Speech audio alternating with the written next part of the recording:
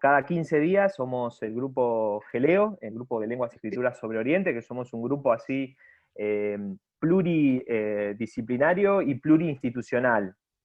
Somos, bueno, de la Universidad de Buenos Aires, de la Universidad de La Plata, Nacional de La Plata, la Universidad Nacional de Córdoba, la Universidad Nacional de Jujuy, del CONICET. Tenemos colaboradores también de otros espacios así institucionales de Latinoamérica.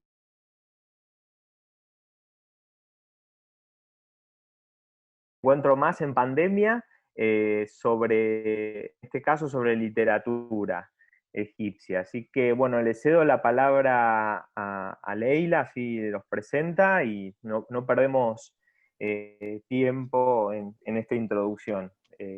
Bueno, muchas gracias. Gracias. Sí, algo breve para contarles quiénes son mis compañeros. Yo hoy estoy muy contenta porque Pablo y Jessica son mis compañeros. Ya venimos hace muchos años trabajando juntos y para mí es algo muy bueno y muy lindo que se unan en este encuentro en Geleo.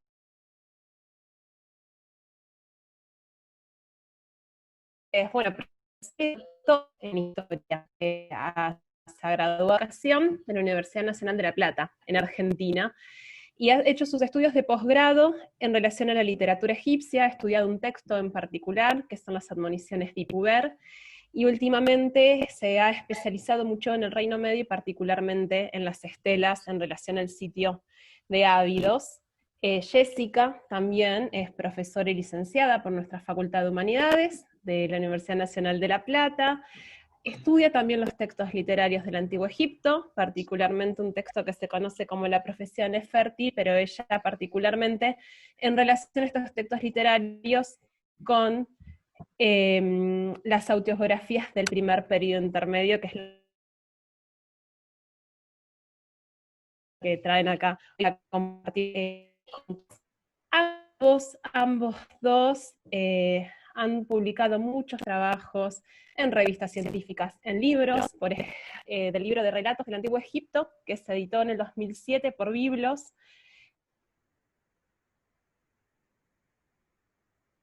que está editado por Zingarelli, Andrea y Valeria Mayochica, que después a buscarlo, pueden ir y van a encontrar muchas de las cosas seguras que Pablo y Jessy nos van a compartir.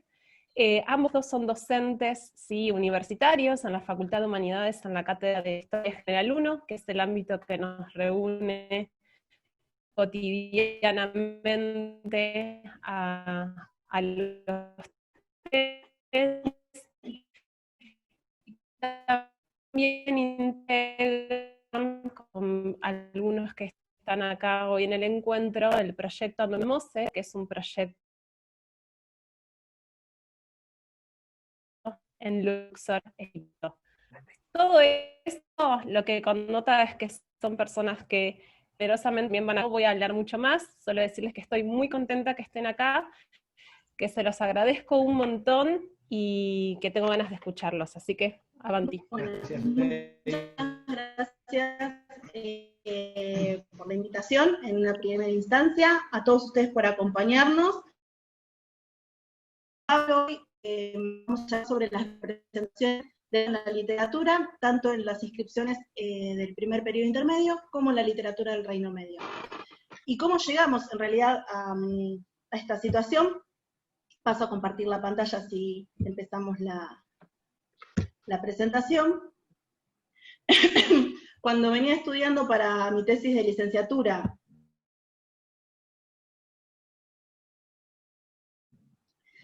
acerca de la ciencia, hablando de que palabra escrita y una referencia constante a una autobiografía funeraria que era de Anfítenes. Y de allí surgió mi interés acerca de qué era lo que estaban narrando concretamente las autobiografías del primer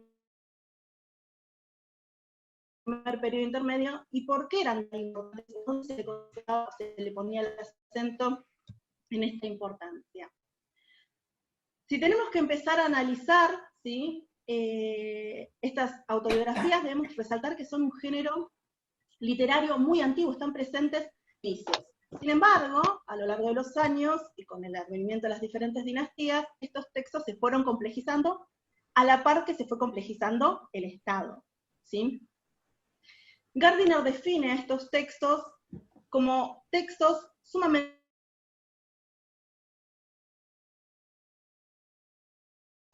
importantes para poder comprender las civilizaciones. ¿Por qué? Porque los textos autobiográficos, concretamente de la dinastía en adelante, permiten comprender las nuevas relaciones que se van a ir entablando entre la élite y el rey. Pero también nos muestran cómo los miembros de esta élite se autopresentaban, ¿sí?, y cómo dentro de las tumbas, en donde están cambios y continuidades, ¿sí?, en la transición del reino antiguo al primer periodo intermedio. Uno de los autores, de las autoras en realidad, que aborda la problemática de las autobiografías en el Antiguo Egipto es Lichtheim, que plantea el por qué empiezan a aparecer estos relatos y cómo estos relatos han ido cambiando. La cual comienzan a plasmarse las inscripciones autobiográficas es por un deseo de autoperpetuarse de los propietarios de la tumba. Fundamentalmente, considerando que estos relatos están escritos en piedra, ¿sí?, esa durabilidad que le da el formato que eligen, ¿sí?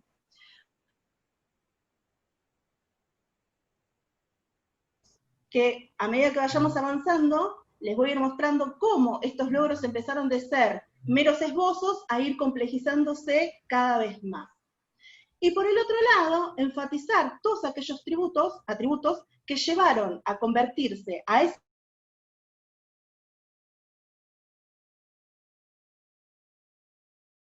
funcionario en un servidor eficaz, ¿sí? Las características principales, ¿sí?, de las autobiografías del reino antiguo, bueno, lógicamente es el rey el principal protagonista, ¿sí? Esto nos señala, nos permite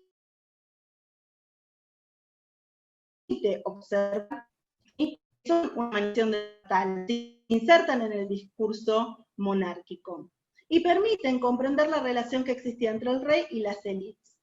Fundamentalmente, cómo fue cambiando esta relación entre las dinastías 5 y 6, ¿sí? También comprender cómo se fueron estructurando, por un lado, la élite privilegiada,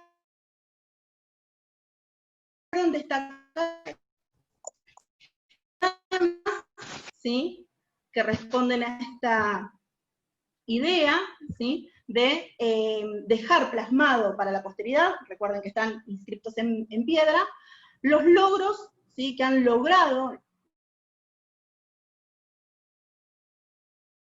propietarios, estos funcionarios, que han logrado cumplir con éxito sumo todas aquellas funciones que el faraón le ha ido designando a lo largo de su carrera, ¿sí? Ahora, todas las inscripciones que estamos viendo van a responder a un carácter muy estereotipado. Van a aparecer fórmulas muy títulos, ¿sí?, que aparecen redundantemente tanto en esta como en otras, ¿sí?, autobiografías, y se va a ir construyendo a lo largo, ¿sí?, del tiempo, de estos meros esbozos a unas inscripciones más desarrolladas, un arquetipo de un funcionario eficaz que es capaz de desarrollar cualquier tipo de tarea que se le presenta con éxito, ¿sí? Y esto empieza a tener mucha importancia porque el cumplimiento de estas tareas y funciones, de estas tareas y funciones, llevan o conllevan pasado en recompensas, en favores, en regalos, en otros títulos, y que van a ir señalando dos de los aspectos más significativos de las inscripciones autobiográficas que se van a ir manteniendo, ¿sí?, hasta el primer periodo intermedio, que son las inscripciones del reino antiguo hacia el faraón y en las del primer periodo intermedio hacia los habitantes del nomo de cada uno de estos gobernantes locales. Y de la dinastía 3 en adelante, a medida que se va a ir complejizando el Estado, que el Estado se va a ir extendiendo, que van a incorporar más territorios, que van a generarse nuevos cargos, que necesitan nuevos administradores, con la delegación del poder que conlleva, estos relatos autobiográficos comienzan a ir acumulando una serie de títulos y cargos que en su mayor parte han tenido una función real en un determinado momento, y con el paso del tiempo muchos de estos cargos terminan teniendo una función honorífica, ¿sí? A partir de la dinastía 6, ¿sí?, podemos observar una serie de reformas administrativas, sociales, económicas, está unificado, y el advenimiento del primer periodo intermedio. Lo cierto es que las autobiografías son muy importantes para comprender este periodo. ¿Por qué? Porque las autobiografías nos van a presentar un cambio muy significativo. Es el tratamiento de estos funcionarios de la élite hacia el faraón. Los diferentes relatos van a señalar que el faraón es alguien accesible, con el que se puede hablar, con el que tienen contacto directo, lo presentan de una manera mucho más humana. Entonces, si nosotros nos ponemos a hacer una lectura lineal de estos relatos, nos vamos a encontrar con que el faraón es accesible y establece una muy buena relación con sus élites. Pero si empezamos a leer entre líneas y ponerlo en el contexto en el que se inscribe estos relatos, nos vamos a dar cuenta que en realidad lo que se está observando paralelamente es el empoderamiento, es el crecimiento de esta clase privilegiada. En realidad no estamos viendo un faraón más humano, sino que lo que se está viendo es un faraón más debilitado al ceder tanto poder. Y esta gran cantidad de títulos que ocupan párrafos en las autoridades del periodo, una autorificación que a posterior le permiten legitimarse, ¿sí?, como un primero funcionario eficaz y posteriormente como un monarca capaz de llevar adelante el gobierno de su propio nombre. Y lo más importante de estos relatos es que, analizando las temáticas que aparecen en las autobiografías, las élites locales, estos personajes, adquieren cada vez mayor visibilidad. Por ejemplo, yo tomo como ejemplo estos dos relatos, que me parece que son los más importantes a la hora de poder señalar o ejemplificar lo que estábamos trabajando. Por ejemplo, en la biografía de Uni dice: yo fui un niño que se... Cuando pasé a ocupar el cargo de inspector de las tenencias del palacio, siendo superior del guardarropa real, bajo la majestad de Pepi I, su majestad me promocionó al rango de compañero e inspector de los sacerdotes de la ciudad de su pirámide. Por el otro lado, Jerkuf dice: la majestad de Merenre, mi señor, me envió junto con mi padre, el compañero único y sacerdote elector, meses, traje de allí todo tipo de bellos y raros presentes, fui alabado extremadamente a causa de ello. Ambos funcionarios son de la dinastía sexta, esta dinastía transicional en donde se empiezan a observar ciertos cambios, y lo que quiero dejar sentado en este aspecto, en estos dos extractos, es, en una primera instancia, que ambos asumen, ¿sí?, cumplir funciones en nombre del rey.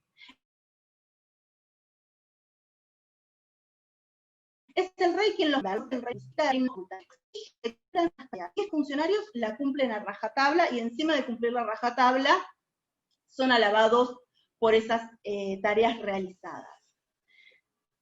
Se observa también que ambos funcionarios fueron educados en la corte real. Y esto es muy importante. ¿Por qué? Porque al ser educados en la corte real,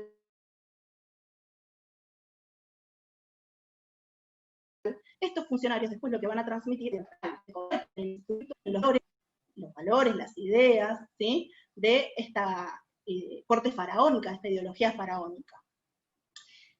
Cuanto más fuerte es el poder del rey, menos capacidad de maniobra tienen sus funcionarios. Y además, también es importante señalar que el acceso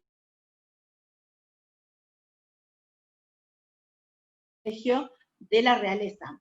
Los funcionarios solamente podían acceder al más allá en base a el servicio que dispensaban al faraón. De ahí la obsesión de cumplir con todas y cada una de estas tareas de una manera excelente. Y acá, que son mencionados, que es el de compañero, ¿sí? Este título de compañero único no es un título real que tiene una función práctica y operativa, sino que más bien se trata de un título honorífico que busca enfatizar la estrecha relación que existía entre el faraón y este funcionario como representante de las demás élites que estaban en la corte. Por ejemplo, otro de los aspectos destacados que mencionábamos anteriormente era sus dos de recompensas. Uni dice, solicité de la majestad de mi señor que fuera traído para mí un sarcófago de piedra blanca de Turán, entonces su majestad hizo que el canciller del dios atravesara junto con una tropa de marinos a sus órdenes para traerme este sarcófago de Turán. Jerkuf, en su tumba aparece una carta que el faraón le escribe, ¿sí?, a él, y dice, tú sabes ciertamente hacer lo que tu señor quiere y aprecia. Verdaderamente pasas día y noche pensando en hacer lo que tu señor ama, aprecia y manda. Su majestad proveerá tus múltiples y honorables dignidades para el beneficio del hijo de tu hijo eternamente. ¿Qué me interesa señalar en estos dos extractos? Primero y principal, la confianza que existe o que se busca evidenciar en estos relatos. En uno, en el de Uni, él le pide al faraón que le traiga un sarcófago, ¿sí? Esta recompensa no le está siendo dada además de todas sus funciones, sino que él dice, yo quiero que a mí me des esto. Y el faraón no solamente cumple, sino que además le otros presentes, como por ejemplo la. Y por el otro lado, en la de Jerkuf, el hecho de que el faraón le escriba una preocupación tenés día y noche para que yo esté feliz y que de esta manera todo lo que yo deseo sea cumplido. Pero también evidencia otro aspecto, que es el hecho de que el cargo se convierta en hereditario. ¿Por qué? Porque el faraón garantiza que todo aquello que le pertenecía a Jerkuf de ahora en adelante va a ser para sus hijos y los hijos de sus hijos sucesivamente. Destaca la singularidad de sus actos. Cada uno de los funcionarios del Reino Antiguo como el primer periodo intermedio perdón, va a señalar que cada uno de los actos que realiza es único. Incluso Serrano Delgado trabaja la importancia de las biografías de un acto singular, de un acto único, en donde toda la autobiografía del individuo está centrada en explicar.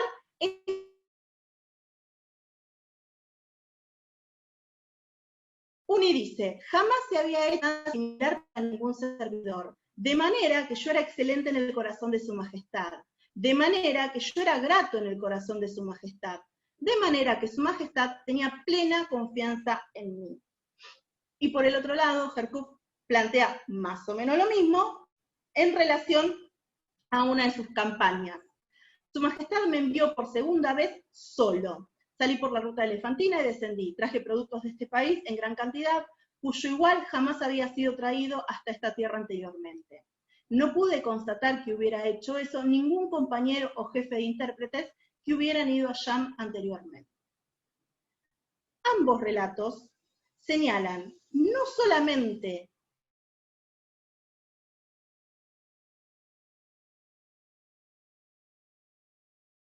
los hechos que realizan no fueron hechos anteriormente. Vuelvo a decir, son fórmulas estereotipadas. Vamos a ver que esto aparece frecuentemente, incluso recuerden algunas de estas palabras que las vamos a ver plasmadas en las autobiografías del primer periodo intermedio. Pero ambos relatos buscan señalar no solamente cuán significativos son los actos, jamás se había hecho, ya sea por la labor desempeñada o por los viajes realizados, ¿sí? No vamos a entrar en detalle a mencionar todos y cada uno de los títulos que estos funcionarios acumulan a lo largo de su carrera, porque son muchísimos, son párrafos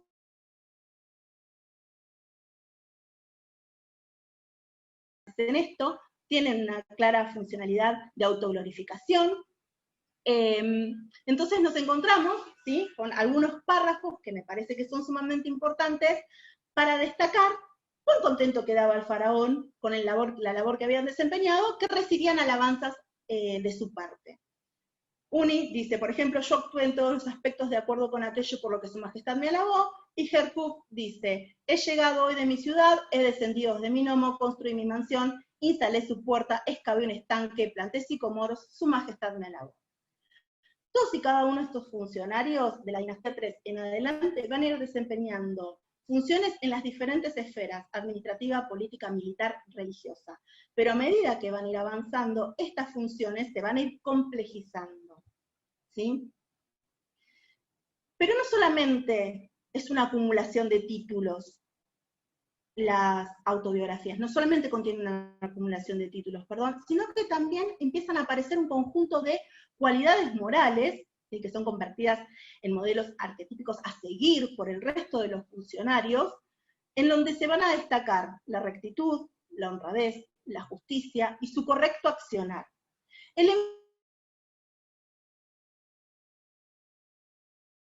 primer periodo. Uni dice, a causa de la rectitud de mi posición, de forma que ninguno de ellos arrebató el pan o las sandalias al caminante, de forma que ninguno de ellos tomó tejidos de lino de ninguna ciudad, de forma que ninguno de ellos tomó un carnero a hombre alguno. Mientras que Herkuf dice, di pan al hambriento y vestido al desnudo, he transportado a aquel a que no tenía, yo no fue el que se haga, jamás dije yo maldad alguna al poderoso, de forma que actuara contra algún hombre, pues yo deseaba estar bien con el gran Dios. Jamás juzgué a dos partes de forma que se privara a un hijo de los bienes de su padre. Y acá me voy a detener en algo fundamental. Hay una frase que seguramente la deben haber escuchado y la deben haber visto, no solamente en estos relatos, sino en otros, que es la frase de di pan al hambriento vestido desnudo. Estas frases que aparecen repetidas constantemente, fundamentalmente de la dinastía Quinta en adelante, son lo que Colón y Bernusse plantean como clichés autobiográficos, un conjunto de epítetos y frases estereotipadas que son socialmente aceptados, que constituyen la norma y que su eficacia radica en la repetitividad de las mismas. Cuanto más la repito, más plausible es que esto se cumpla y que esto sea real.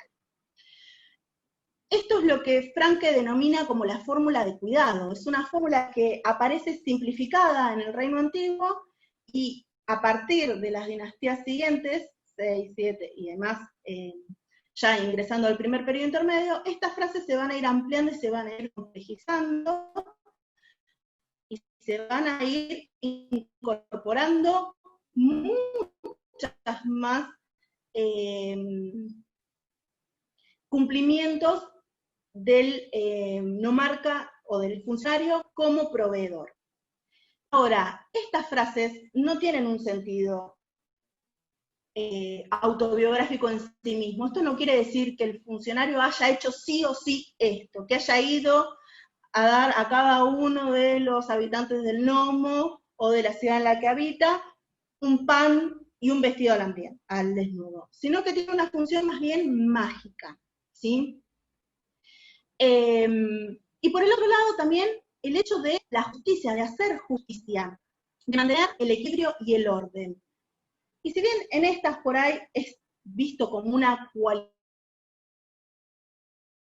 en un aspecto sumamente destacado, porque frente al vacío de poder los nomarcas se convierten, ¿sí?, en la alternativa, y el hecho de que ellos realicen todas estas actividades, va a garantizar y legitimar su papel en la sociedad. Ahora, de la dinastía 6 en adelante, que ya veníamos hablando, comienzan a observarse una serie de aspectos que quedan plasmados en estos relatos, como por ejemplo el debilitamiento del poder real.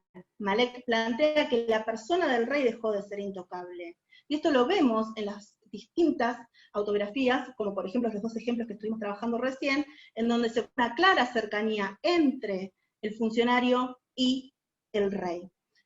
Pero que esto no quiere decir que las relaciones entre ambos sean tan reales, ¿sí? Sino que está marcando que en realidad el rey necesita aliarse con estas élites para poder seguir manteniéndose en el poder, aunque a lo largo no lo logre y termine produciéndose el declive de la monarquía unitaria. Estas autobiografías también nos permiten observar esta consolidación de los poderes locales, y uno de los ejemplos más significativos es el alejamiento geográfico que tiene en función al faraón. ¿Por qué? Porque estos funcionarios, durante el Reino Antiguo, fueron enterrados o sus tumbas se construían alrededor de los grandes complejos piramidales. Sin embargo, de la dinastía 6 en adelante, estos funcionarios ya dejan de ser enterrados cerca del faraón, sino que comienzan a ser enterrados en sus provincias, en sus nomos. Y con esto también hay un crecimiento del número de tumbas y un aumento, ¿sí?, del ajuar funerario que lo acompaña. Y van a aparecer un tipo de fórmulas que se van a masificar durante el primer periodo intermedio, que son las que Coulon denomina las protestas de veracidad. Por ejemplo, para darles una idea, aquellas que dicen, mira, lo que te digo es verdad, mira, yo no miento, mira lo que está ocurriendo, ¿sí? Estas protestas de veracidad que señala Coulon son muy particulares, propias del primer periodo intermedio.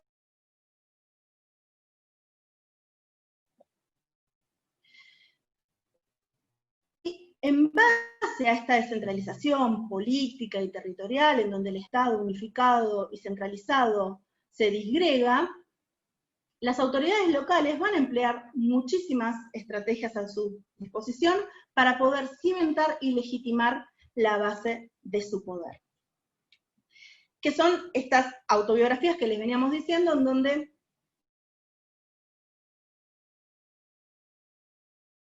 empiezan a quedar plasmadas dentro del reino, como por ejemplo la cultura, pero también empiezan a aparecer otro tipo de temáticas, otro tipo de personas, alcanza un nuevo límite, ¿sí? ¿Cuáles son las características de este primer periodo intermedio? Las menciono primero para poder ir analizándolas posteriormente en los relatos que seleccioné. Ya no tenemos al rey como protagonista. El rey como protagonista es muy importante, porque recuerden que toda la estructura del Antiguo Egipto se basa, el rey es el garante de Maat, es el intermediario entre los dioses y los hombres, ¿sí? El hecho de que no esté el rey no quiere decir que los egipcios dejen de creer que la monarquía sea una forma de gobierno apta. Los egipcios no piensan su vida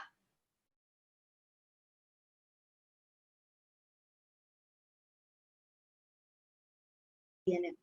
Y empiezan a aparecer estos nomarcas que aprovechan este vacío de poder como los únicos capaces de no solamente mantener el orden, sino también proteger a los suyos y gracias a su gran administración lograr la prosperidad en sus nodos. Se combinan, ¿sí?, con pinturas que aparecen plasmadas en las paredes de sus tumbas. Y aparecen, yo les mencionaba anteriormente que utilizan diferentes mecanismos para poder legitimarse,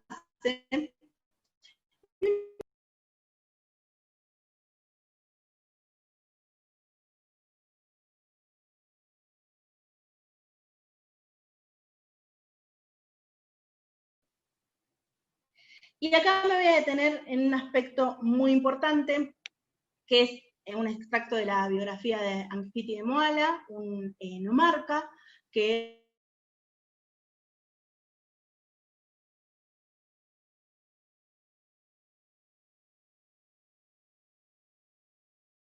Dios.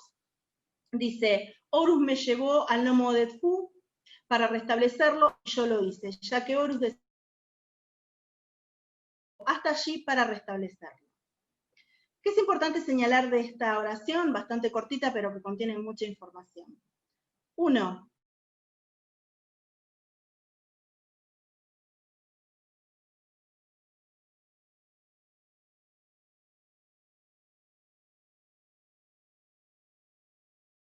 En un acto propio de esta autobiografía. Y por el otro lado está el hecho de que, gracias a su buena administración,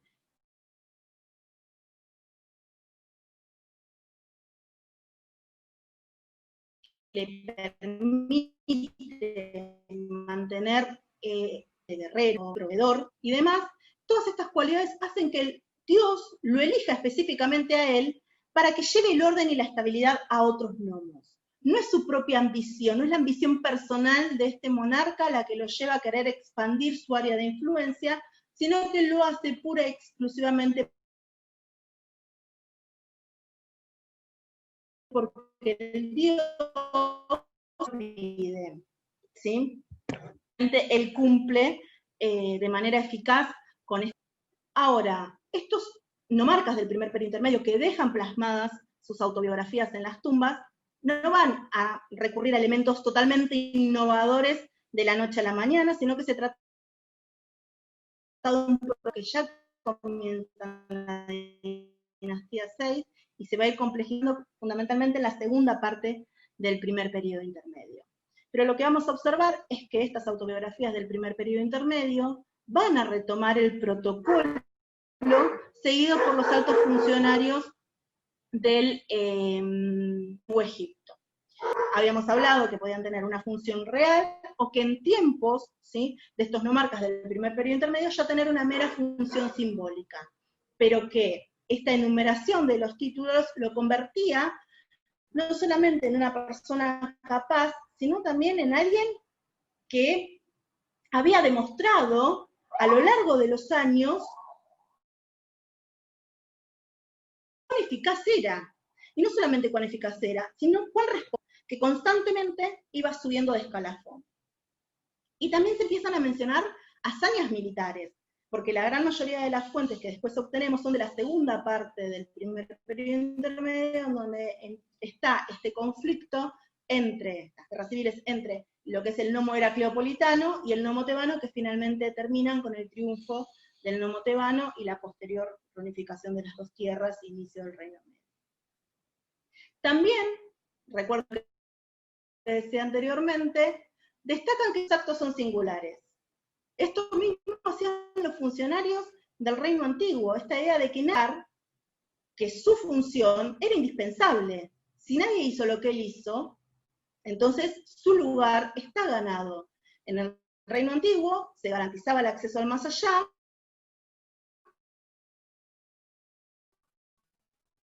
¿sí?, a través de este sistema de recompensas, y en el primer periodo intermedio le permite convertirse como garante de fuentes alternativas de poder. Y también empiezan a aparecer elementos que son propios de este periodo y que están obviamente relacionados con el contexto de producción, que es no solamente la importancia de la iniciativa privada, sino también la adquisición de la riqueza por recompensas dadas por el faraón, dadas por su padre, y la habilidad que tiene este nomarca de poder prosperar y hacer crecer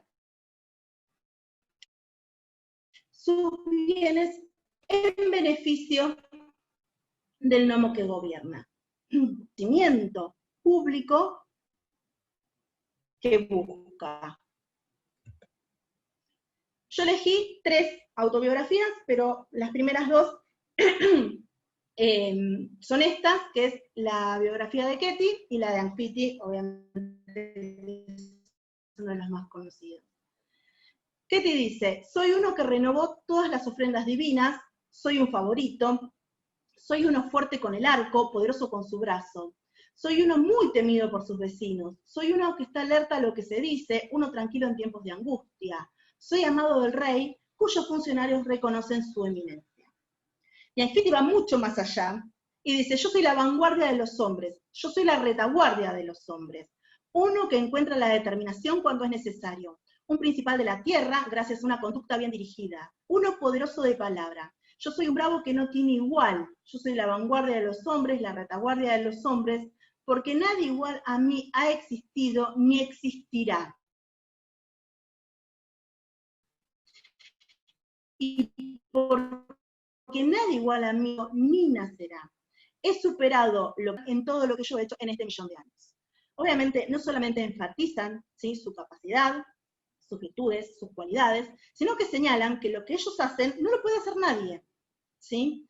Establecen o señalan su fuerza, su autoridad, que su nombre genera temor, que están al principio y al final de los hombres, que mantienen la calma cuando hay que hacerlo, que mantienen la cabeza fría a la hora de tomar decisiones, que son capaces de asumir las consecuencias de sus actos, y por eso son capaces de proteger, ¿sí? Y obviamente tiene muchísimo que ver con esta idea de señalar que lo que ellos hicieron no se hizo jamás, de señalar la singularidad de sus actos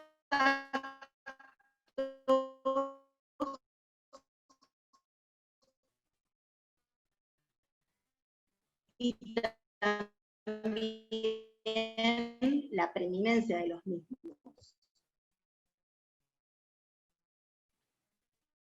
Y empiezan a aparecer representaciones que presentan un marco negativo. Y esto, me voy a detener un segundo, para poder hablar de las impresiones que se tenía durante mucho tiempo el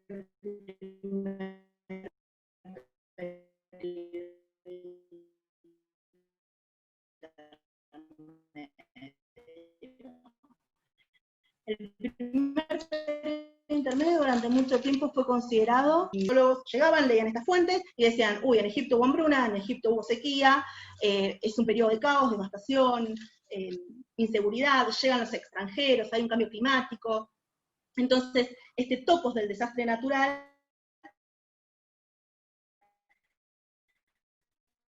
comenzó a ser tomado como algo real. Estos textos fueron tomados como un espejo de la realidad. Sin embargo, los cambios climáticos y la evidencia arqueológica demuestra que en realidad el primer periodo intermedio no es un corte abrupto, que hay una continuidad, ¿sí? Si bien hay una crisis del dispositivo estatal, las provincias se revitalizaron, crecieron, hubo un fuerte desarrollo, un enriquecimiento de las provincias, y obviamente los nomarcas del primer periodo intermedio necesitaban de cierta manera justificar a través de la presentación de este mundo en caos, a escala local, ¿sí? No lo están presentando a escala nacional, sino que lo hacen a escala local. Por ejemplo, Ketty dice, abrió una esclusa para esta ciudad mientras que el Alto Egipto estaba en mal estado. No se veía agua, soy rico en cebada,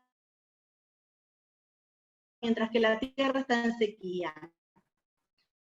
Dejé que el ciudadano y su esposa, la viuda y el hijo se llevaran la cebada de hambre, hasta el punto de que todo hombre se comía a sus hijos. Pero yo no permití que nadie muriera de hambre en este nomo. He proporcionado préstamos de cereal al Alto Egipto. Esto es algo que ciertamente no encontré que se hubiera hecho por los gobernantes que me precedieron. Bien, dos relatos, dos extractos en realidad de estos relatos, que señalan una parte previa, que es la parte negativa, inundación, sequía, hambre. El tópico de la hambruna también es una prerrogativa real que los nomarcas usurparon, ¿sí? Y empezaron a utilizar para poder legitimar su accionar. Y frente a este contraste totalmente negativo, el caos se hace presente en una dimensión económica, natural, social. Los nomarcas se presentan como salvadores de la misma.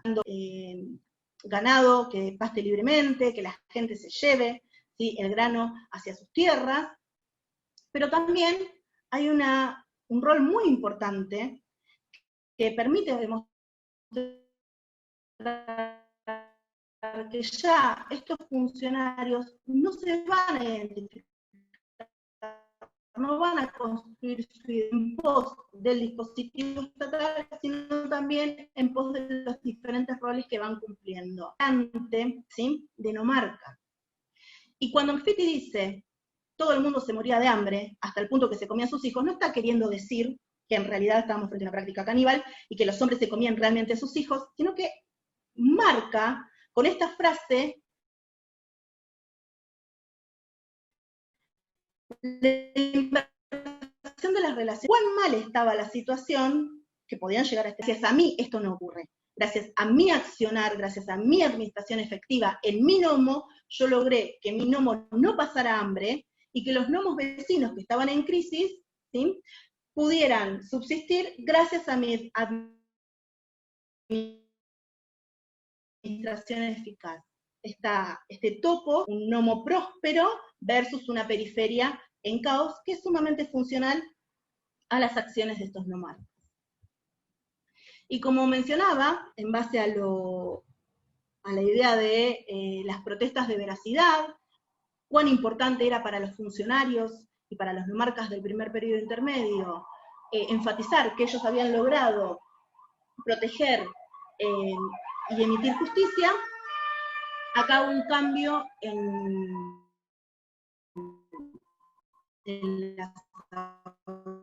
las autobiografías seleccionadas, y tomo la biografía de Genku, que es un nomarca cuya fue esclavizada jamás.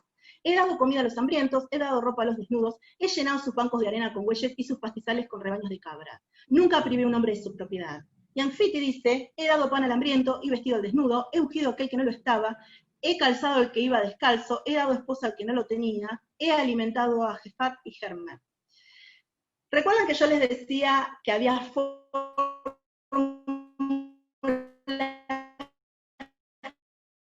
que eran muy estereotipadas y que de la dinastía quinta tenían como una estructura básica, sino que proveí a mis ciudadanos de todo aquello que necesitaban. No me tenían que pedir nada porque yo automáticamente me daba cuenta de sus falencias y las suplía.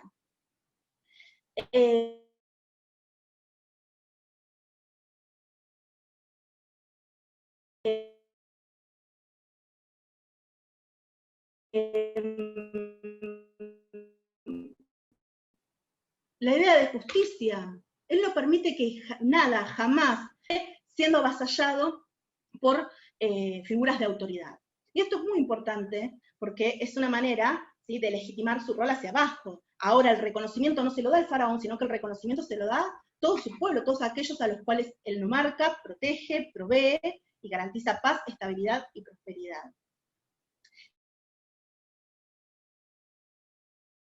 También muy frecuente, fue trabajada por Leila, que son los bancos de arena, ¿sí?, esta idea de sequía, cuando el Nilo baja abruptamente, cuando ya no se producen lluvias y no hay crecidas, empiezan a aparecer los bancos de arena, que es el lecho del río, que demuestra el nivel al que había llegado la crisis en esa región.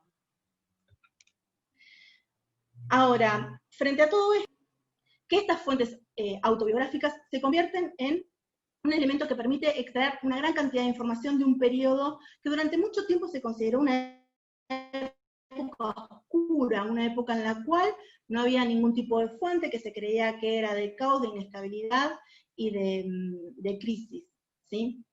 Pero también permite ver la manera en la cual estos nomarcas y estas élites comenzaron a buscar estrategias y mecanismos que le permitieran perpetuarse, mantenerse en el poder, a través de fórmulas estereotipadas, a través de la mención de títulos que lo autoglorifican, que le permiten presentarse ante los demás como los garantes del orden,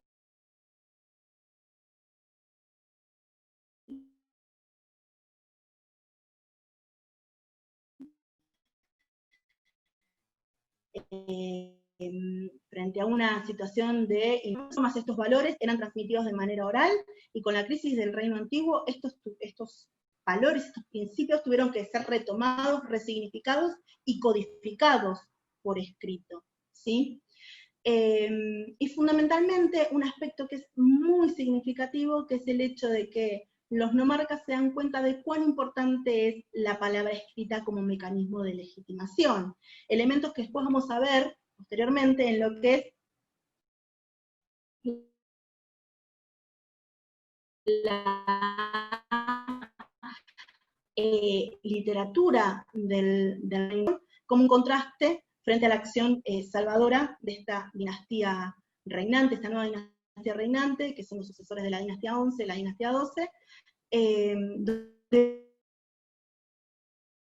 buscan poner al servicio de la realeza muchos de los mecanismos y estrategias de intermedio para presentarse a sí mismos, ¿sí?, como las fuentes alternativas de poder, garantes del orden, de la paz, de la estabilidad, de la prosperidad y del buen gobierno. Muchas gracias.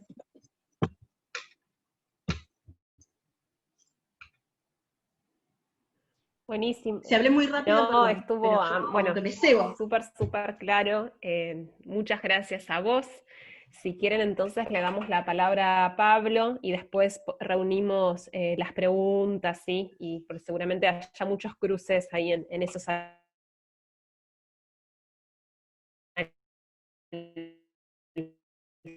Sí. Así que, Pablo, te damos la bienvenida. Interesante y copado poder colaborar con amigos, con ustedes y con el grupo. Ya voy a compartir la pantalla, así no perdemos tiempo. Bien, en relación a lo que había planteado Jessy, de esta cuestión de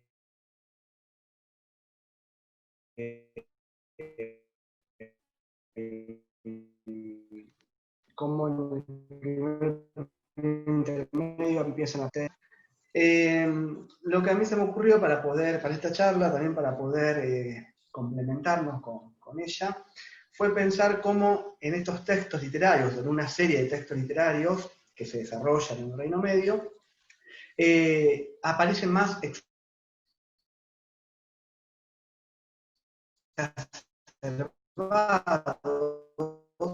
estos mensajes que se evoca un pasado como caótico, que es lo que nosotros ponemos como el primer periodo intermedio, y cómo la egiptología en el siglo XIX, principio del siglo XX, erróneamente ha tendido a ver en estos textos, tanto las autografías del primer periodo intermedio o en estos textos literarios, mensajes reales o fuentes históricas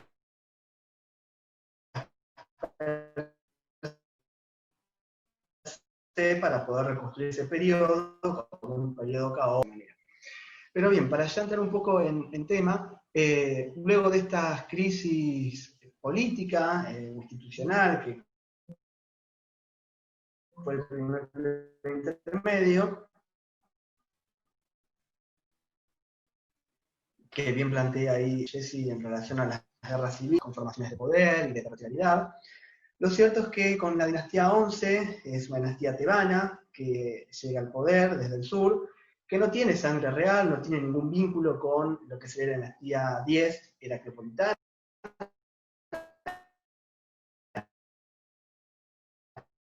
que sus antepasados podrían estar vinculados con la dinastía menfita, ¿no?, del Reino Antiguo.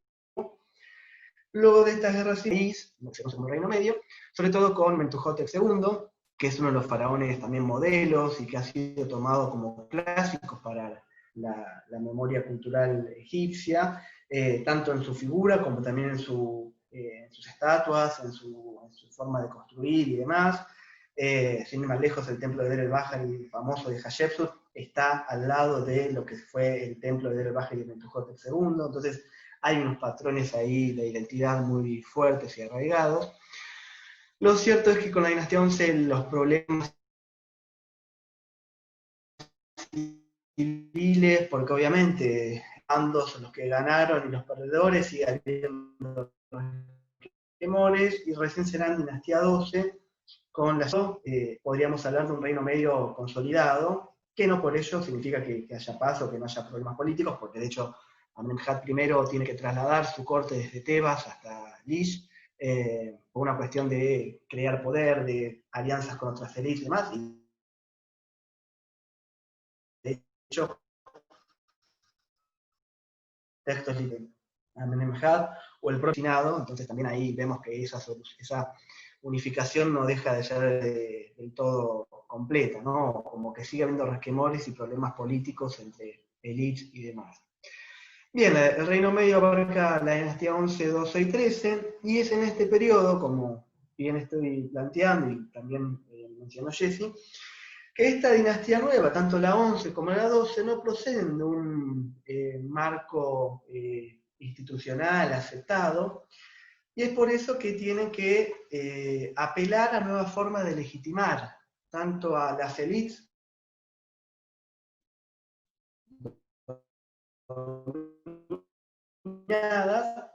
como también en cierta forma al resto de la población, pero son más que nada aquellas que una mezcla entre coerción y coacción, ¿no? Como cualquier Estado tiene que desarrollar un gobierno, un dominio, una ideología, una hegemonía. Y acá hay algo interesante que aparece en esta época, que es que obviamente estos faraones de la dinastía 11 y sobre todo la 12, van a tener que dar una necesidad extrema de legitimar y explicar sus actos.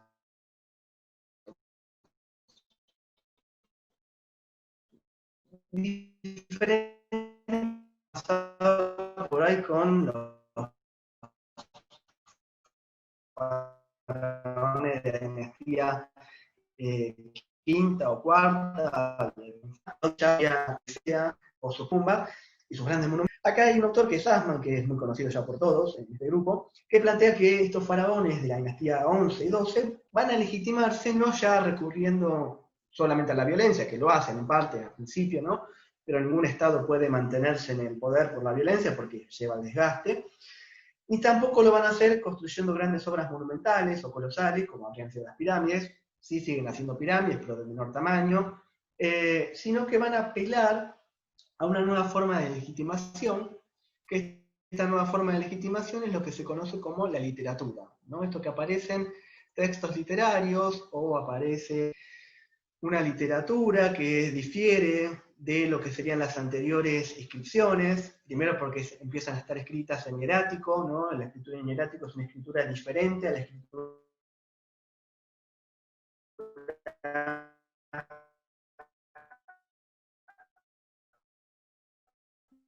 monumental, que era la jeroglífica, eso por un lado, porque ya en la primera unión él aplicó muy bien el concepto de literatura. ¿Qué entendemos por literatura?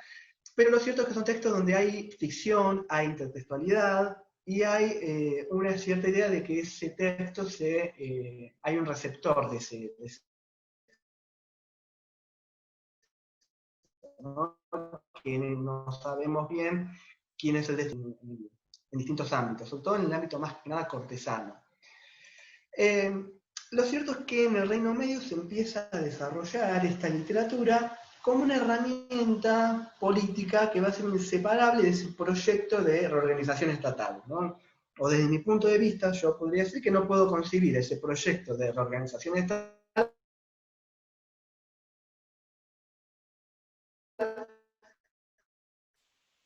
de la literatura.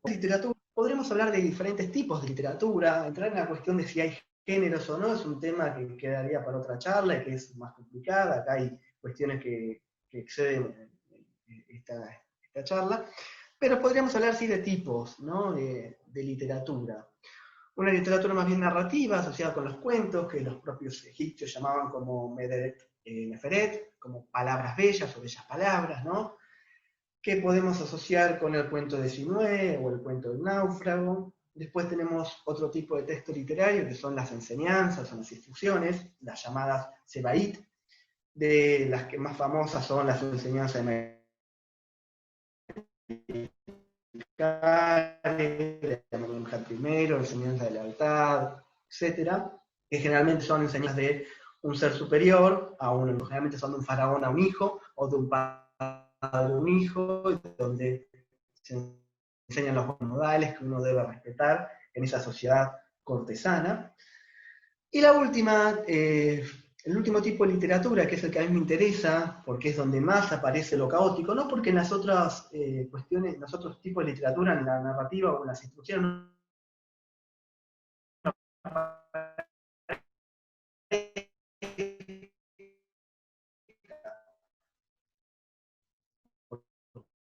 impregna todo lo que es la historia y la sociedad egipcia, el orden y el caos. Entonces en la literatura nace el caos y cómo resignifica ese caos. O en el náufrago, cuando se le hunde el barco, es algo caótico que se encuentra con una isla, con el dios creador, esta serpiente que quiere aniquilar el mundo. Entonces ahí de vuelta, cómo ese caos aparece siempre, ¿no?, en la literatura y también en varios pasajes y textos religiosos del antiguo egipcio, cómo ese caos es resignificado para volver un orden, ¿no?, que es la idea de la cultura egipcia, básicamente.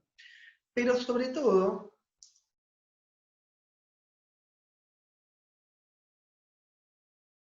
los tipos de textos llamados lamentaciones, en sus múltiples variables, en su máxima expresión. ¿Qué es esta literatura pesimista? Básicamente podríamos resumirla como discursos, diálogos o lamentaciones, en donde el eje articulador suele ser el recuerdo de un tiempo pretérito o de un presente, porque los sujetos que están narrando eso están en un presente, pero que evocan un pasado para el lector, ¿no?, o el receptor de estas obras, que suele ser asociado con el primer periodo intermedio, ¿no?, con ese periodo que, como Jessy había mostrado, están estas palabras, estas formas estereotipadas, donde que hay que darle pan al hambriento, había tanta escasez de comida que los hombres mataban a sus hijos y demás, ¿no?, esta idea exagerada. Como una época oscura y asolada por el caos y desorden. Y donde estos textos además tienen una trama o un eje común, que es la intertextualidad que los une, donde esto se va a ver conectado.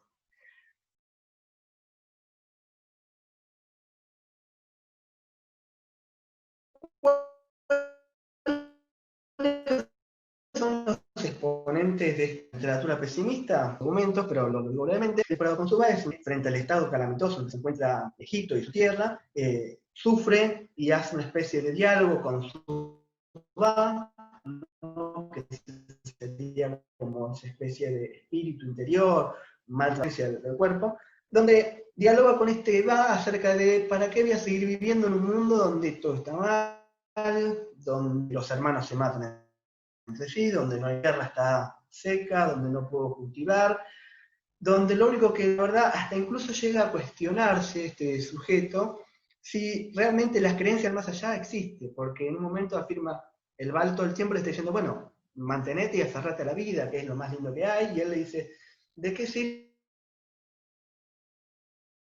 hacer una, si nadie volvió del más allá, contarme si las ofrendas que uno le deja le llegan o no le llegan? Empiezan, ¿no?, acerca de, ¿realmente hay una vida en el más allá? ¿Realmente todo lo que uno se lleva al más allá lo vamos a usar o no?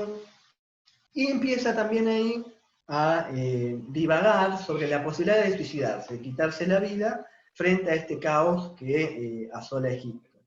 La profecía de Neferti es un texto profético, ¿no?, que a diferencia del resto tiene un final feliz, podríamos decir, donde transcurre la historia en la corte del rey Senefru, dinastía 4, en el Reino Antiguo, donde un sacerdote lector, Ilmeyes, se acerca a la corte de Senefru y para entretenerlo, y el rey le pide que le cuente una historia le ofrece el presente, el pasado, el futuro, y el rey le dice, ¿cómo que va a pasar? Porque el pasado ya lo sé, el presente soy yo, y contame qué va a venir. Y le narra una serie de eventos desafortunados que se suelen asociar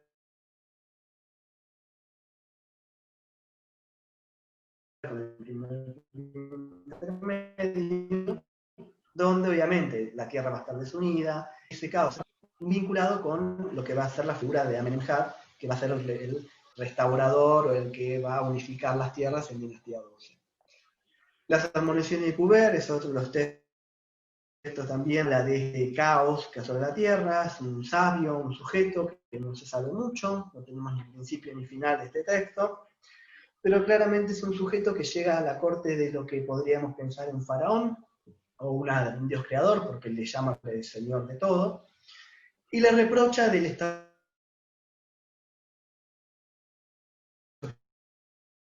hasta la Tierra, narra de cómo una revolución, descripción de una revolución social, una postura o un pobre los derechos y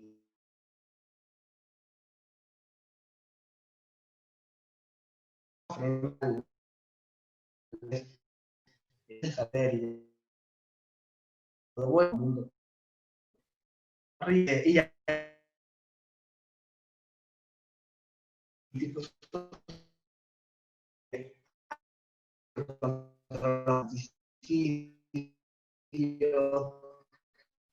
como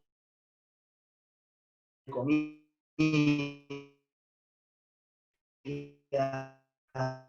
etc. Y la que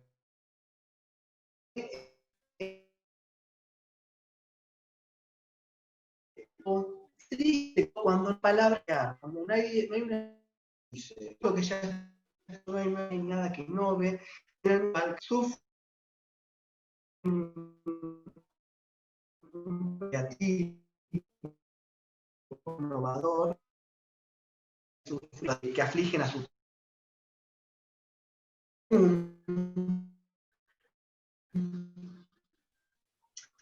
esto que van, ¿no? Esta idea de caos, ¿no?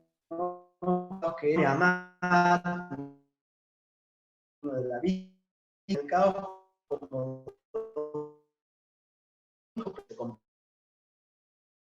grave, tantas velocidades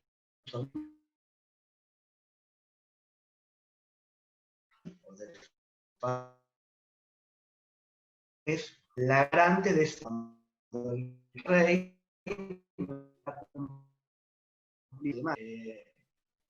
hasta 12 horas de día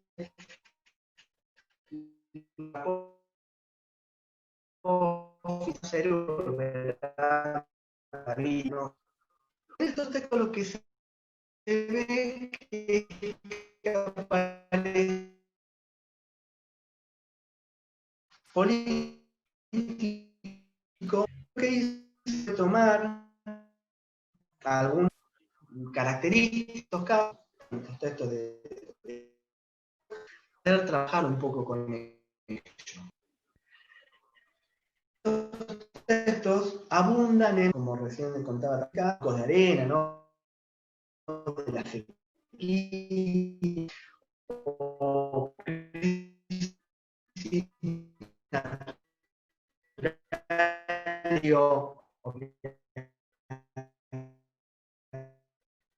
también las civilizaciones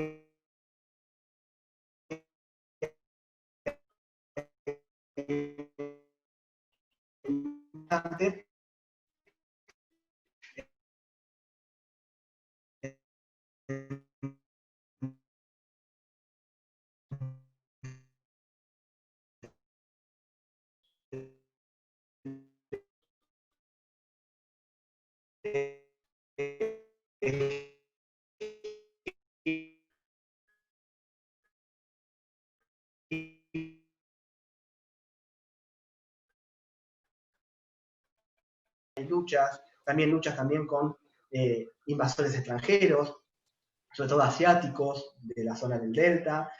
También aparecen los libios o nubios, esta idea de el extranjero que siempre condensa en el otro, esa otredad, los peligros de lo que uno no conoce. Acá empiezan también a aparecer como exacerbados, ¿no? Cuando empieza a haber un problema donde siempre se culpa a los foráneos, ¿no? O la sequía o la invasión extranjera y demás. Y también rebeliones empiezan a aparecer, sobre todo la revolución social, que es uno de los temas más más fuertes o más polémicos que tiene sobre todo Ipuwer, ¿no? Por ejemplo, Neferti señala en un parágrafo: los enemigos han hecho su aparición por el este, los asiáticos bajan a Egipto, el palacio está en peligro, nadie los socorrerá, ningún protector prestará oídos. Esta idea de estamos sin medios por todos lados y nadie está dispuesto a defender el palacio. ¿Por qué? Bueno, porque el faraón no ha podido gobernar, vaya a saber uno. Es también una cuestión metafórica y exacerbada de exagerar un caos, ¿no? Ipuwer es el más claro de todos estos, a mi gusto personal. ¿Por qué? Porque habla de la revolución social. Él termina afirmando cómo el faraón fue depuesto por los humildes, o sea, no hay gobierno, el faraón no está más. Las tumbas fueron saqueadas, él dice que el que se enterró como un halcón, ahora es enterrado como un hombre común, en sentido del halcón con oro, ¿no? De la realeza, de cómo las señoras ricas que tenían apoyacabezas para dormir, ahora duermen en el piso, el que no tenía ni una sombra, ahora está lleno de tesoros, el que no tenía ropa, ahora vive en vestidos, como incluso habla de cómo las domésticas o las criadas son rudas con sus palabras, con sus señoras, y les contesta. Entonces esta idea de que la sociedad se ha quebrado y el orden se ha trastocado, un orden que trastocado de una forma negativa para la visión de los que habrían hecho estos textos, obviamente, ¿no? Uno puede debatir a ver si ese orden está bien o no, pero claramente la función política de estos textos es demostrar que el orden ese trastocado no es algo que esté bien. Y el diálogo Un hombre con su va, por ejemplo, en una parte dice: el país ha sido abandonado a los malhechores. La idea de que fuimos abandonados, cada uno hace lo que quiere, y así está la tierra egipcia. Por otro lado también está esta idea del caos social, ¿no? De esta alteración del orden, las sublevaciones, la revolución social, la ruptura de las relaciones intrafamiliares, sobre todo aparece mucho esta idea de la hermandad que es rota, donde o los padres con los hijos, o el hermano con el primo y demás, que no hay vínculos, no hay amistades, sino que lo que hay es la envidia, la cuestión más individual, el sálvese quien pueda, la pelea por los recursos, y hay una crisis de los valores sociales, que sobre todo aparece en el diálogo de Un hombre con su va, donde cuestiona hasta la vida del más allá y quiere suicidarse porque está tan angustiado que no ve solución posible a ello. El diálogo de Un hombre desesperado sostiene una frase: los hermanos son unos malvados y los amigos de hoy ya no aman, ¿no? Está como, pobrecito, diríamos, como una frase de trapito, hay que darle un abrazo al pobre hombre desesperado porque está ahí llorando, que ve todo el tiempo de que no hay confianza, nadie es bueno con el otro.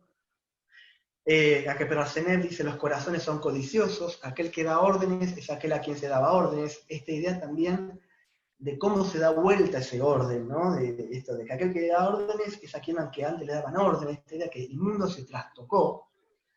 Y ese trastocamiento del mundo es, insisto, sigue siendo algo negativo para la mentalidad de la élite egipcia.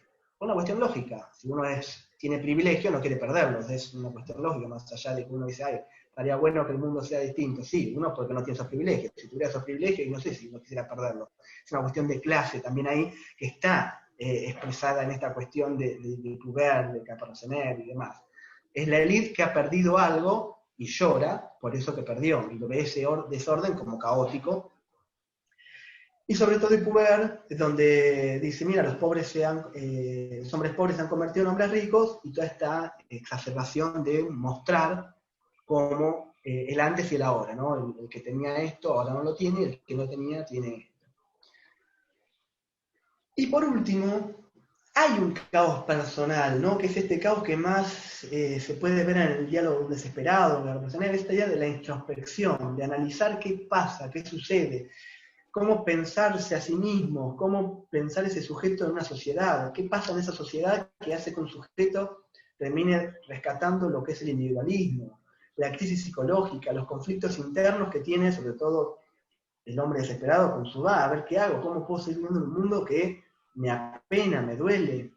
Y la indiferencia, esta indiferencia donde todos se están matando entre sí y nadie hace nada.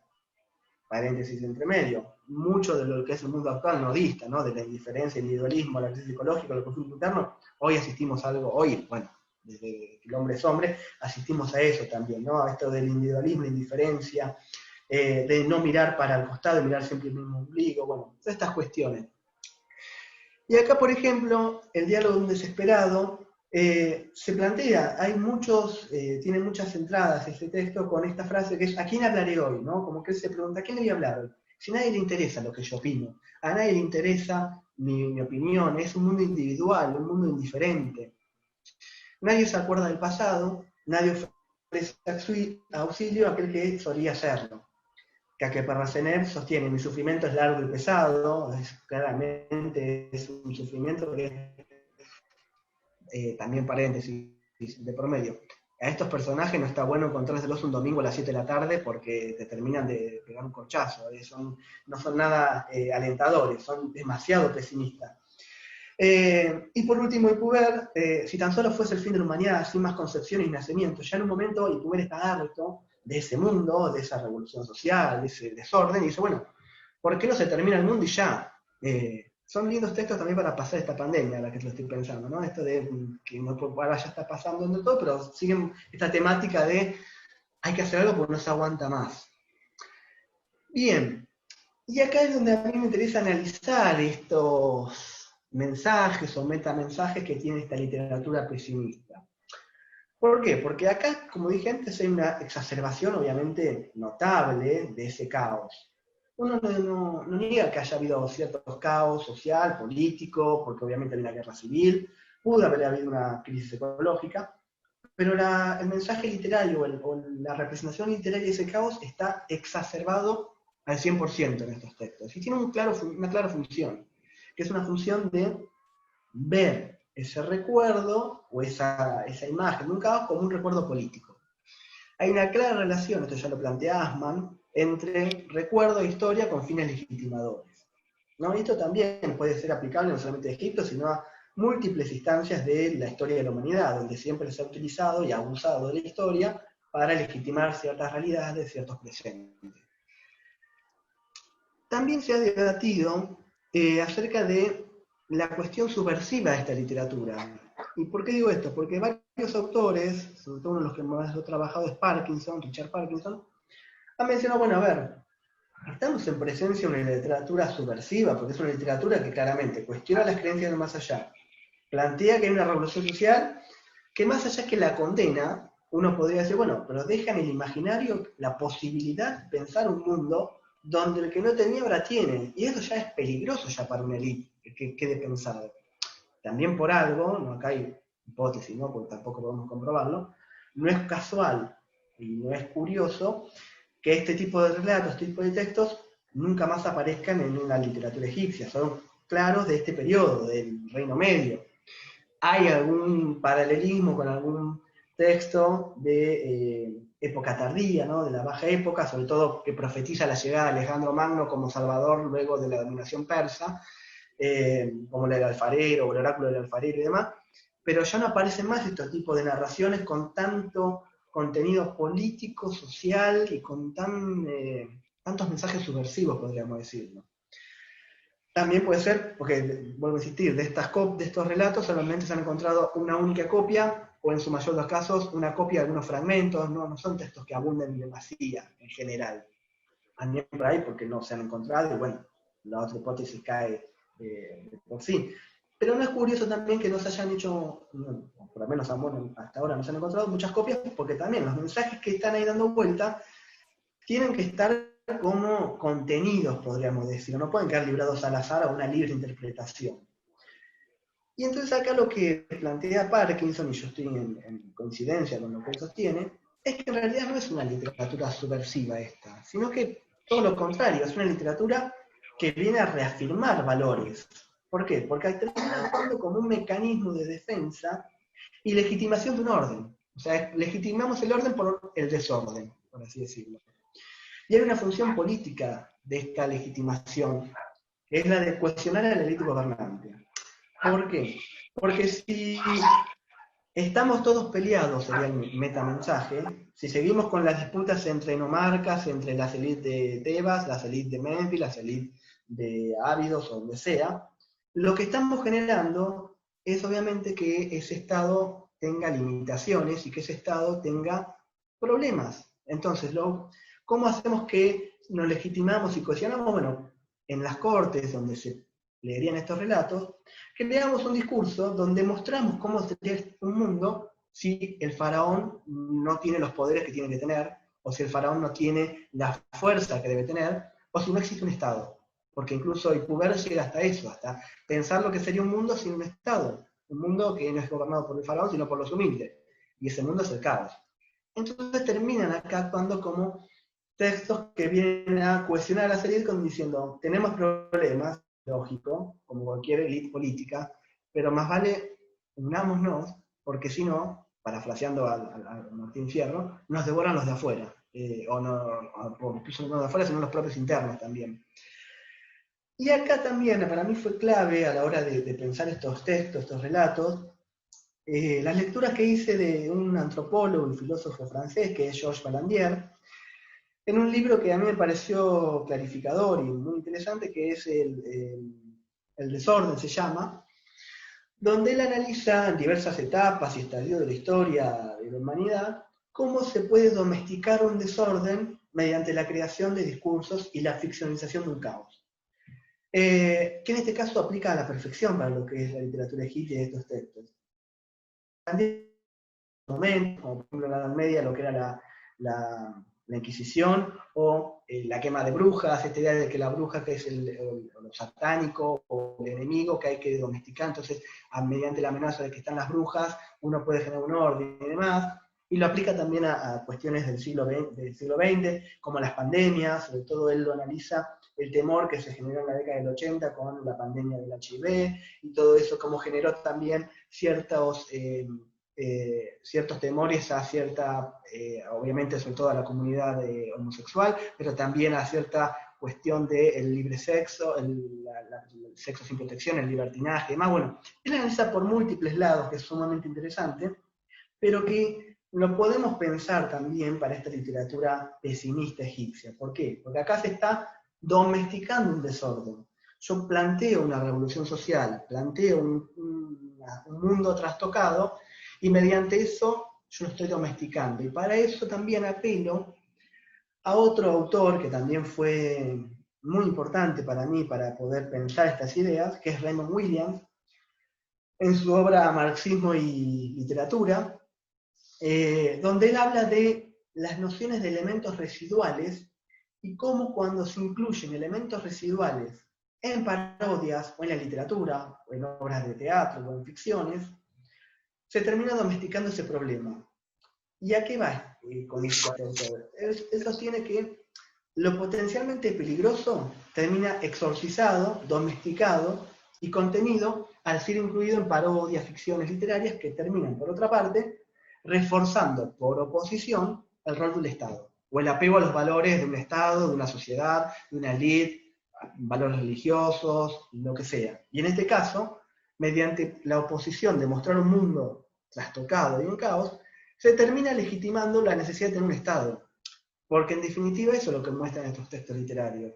Cómo sea el mundo sin un Estado y sin un faraón no puede mantener el orden, entonces por medio de estas parodias que exacerban un recuerdo o un recurso del primer intermedio, se termina cohesionando una clase política dirigente.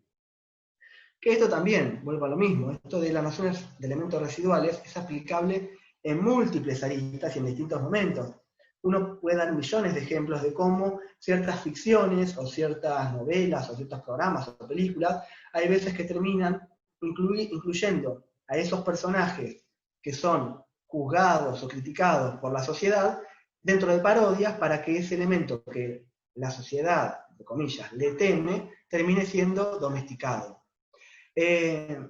Incluso también, para poder entrar un poco ya para ir cerrando, esta idea de domesticar un desorden también lo podemos aplicar, y ya que está la situación, a la situación que estamos viendo hoy en día con la pandemia, el coronavirus y demás, donde hemos visto a lo largo de las noticias y demás, cómo este desorden por el virus que está por todos lados genera en ciertos sectores de la sociedad esto de la libertad, o me están controlando, o la vacuna tiene un chip que me va a controlar, o nanotecnología, o si vamos a un ejemplo más real y no tantas cosas que la gente dice, en China mismo, como hoy en día Vos para poder entrar a ciertos lugares tenés que con tu celular y tenés colores verde, amarillo y rojo, y hay un Estado que controla, más allá que controla siempre, y cómo, no estoy diciendo nada conspirativo ni nada de que el coronavirus lo inventaron para controlar la sociedad, pero cómo aparece esta idea de cómo el temor a una pandemia puede reforzar en ciertos lugares prácticas de coerción o prácticas de mayor control o necesidad de un Estado.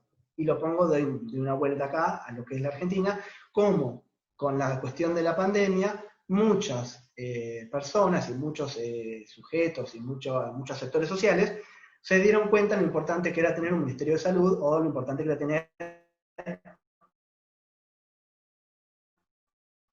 una salud digna para poder afrontar la pandemia o necesitar un Estado. Entonces, de vuelta, son múltiples aristas, pero esta idea de buscar un desorden y un caos. Por último, para ir ya terminando, esta literatura del Reino Medio, porque son discursos elaborados ideológicamente para poder reconstruir y legitimar un poder, y en ellos está presente esta dialéctica de la contención versus la subversión. Porque por un lado contienen, pero también tienen elementos subversivos, que hay que tener cuidado y hay que contenerlos para evitar que sean mal fraguados o que sean mal utilizados o mal interpretados. Es así como estas expresiones pesimistas, donde el caos es el elemento principal, terminan actuando como mecanismos de defensa, de legitimación de un orden. En síntesis, esta literatura de un mundo en caos fue creada y desarrollada, desde mi punto de vista, con un claro objetivo político que es recordar y exagerar, ¿no? O evocar, mejor dicho, también ciertas realidades que estaban en la memoria cultural de la clase política dirigente del Reino Medio de lo que habría sido la etapa conocida como el periodo intermedio, el primer periodo intermedio. Y de esa forma poder legitimar un presente, por oposición. Nosotros estamos gobernando, si nosotros no estuviéramos gobernando, lo que pasaría sería esto, el caos. Lo que pasó según las fotografías, donde no había nada para comer y demás. El argumento principal de este tipo de obras literarias es obviamente el caos, como dijimos recién, en sus múltiples manifestaciones, natural, político, social y personal, y el análisis de ciertas obras literarias que recuerdan o evocan estos procesos del primer periodo intermedio, nos permite poder observar imágenes de lo que para los egipcios era considerado como manifestaciones del caos. Sin por esto dejar de lado que también para el egipcio, y para nosotros mismos también, porque ahora voy a cerrar con una metáfora también, ya que estoy con las metáforas, el caos es donde surge la creación.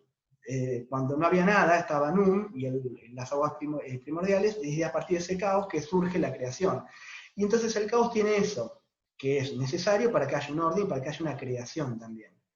Y para cerrar también me gustaría decir que en este mundo en caos que estamos viviendo con la pandemia, ese caos también nos ha permitido que hoy, por ejemplo, estemos conectados un sábado sin movernos nuestras casas desde distintas partes de Argentina y del mundo. Está Jessica en Cataluña, hay gente en Buenos Aires, nosotros acá en La Plata, gente que está en La Pampa, gente que está en Bahía Blanca, gente que está en Luxor. Entonces, como del caos siempre sale algo creativo o algo innovador, como son estos encuentros virtuales de Geleo. Muchas gracias.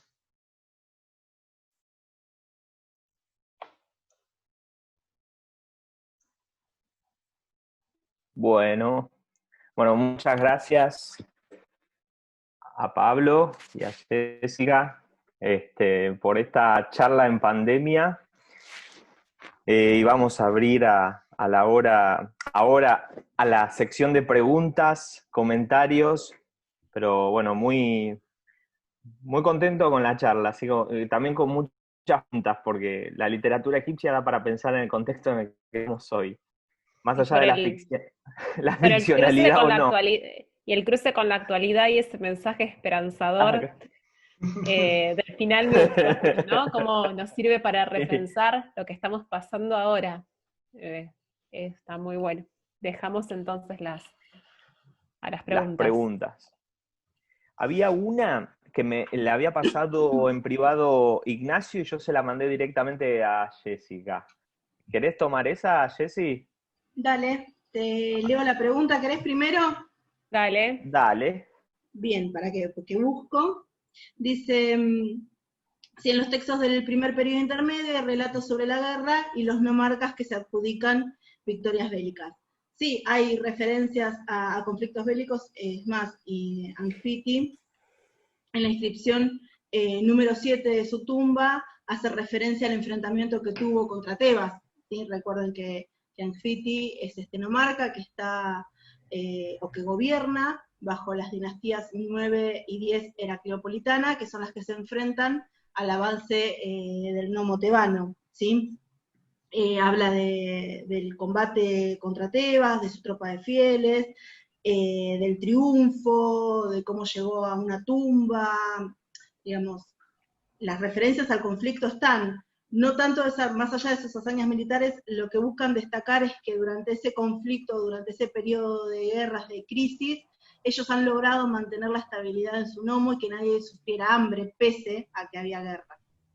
No sé si respondí la inquietud de Ignacio, ¿era? Sí, de Ignacio. Hay varios acá. Está el Sí. sabio Ipuwer que es Miguel. Ahí Se está. autodenominó el sabio Ipuwer. Muy bueno, muy bueno. A ver, Miguel Avanti.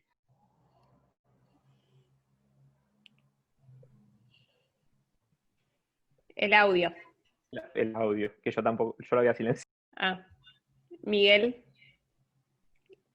Sí, tenés que activar tu audio. Ahí está. Ahora ahí sí, está. ¿me Buenísimo, escuchan? buenísimo. Sí, ahora sí. Bueno, Perfecto. voy a usar como los periodistas en las conferencias presidenciales que hacen 2 preguntas. ¿Vieron? Bueno. Una para Jessica. La verdad que la fuente de Erkuf es tremenda, ¿sí?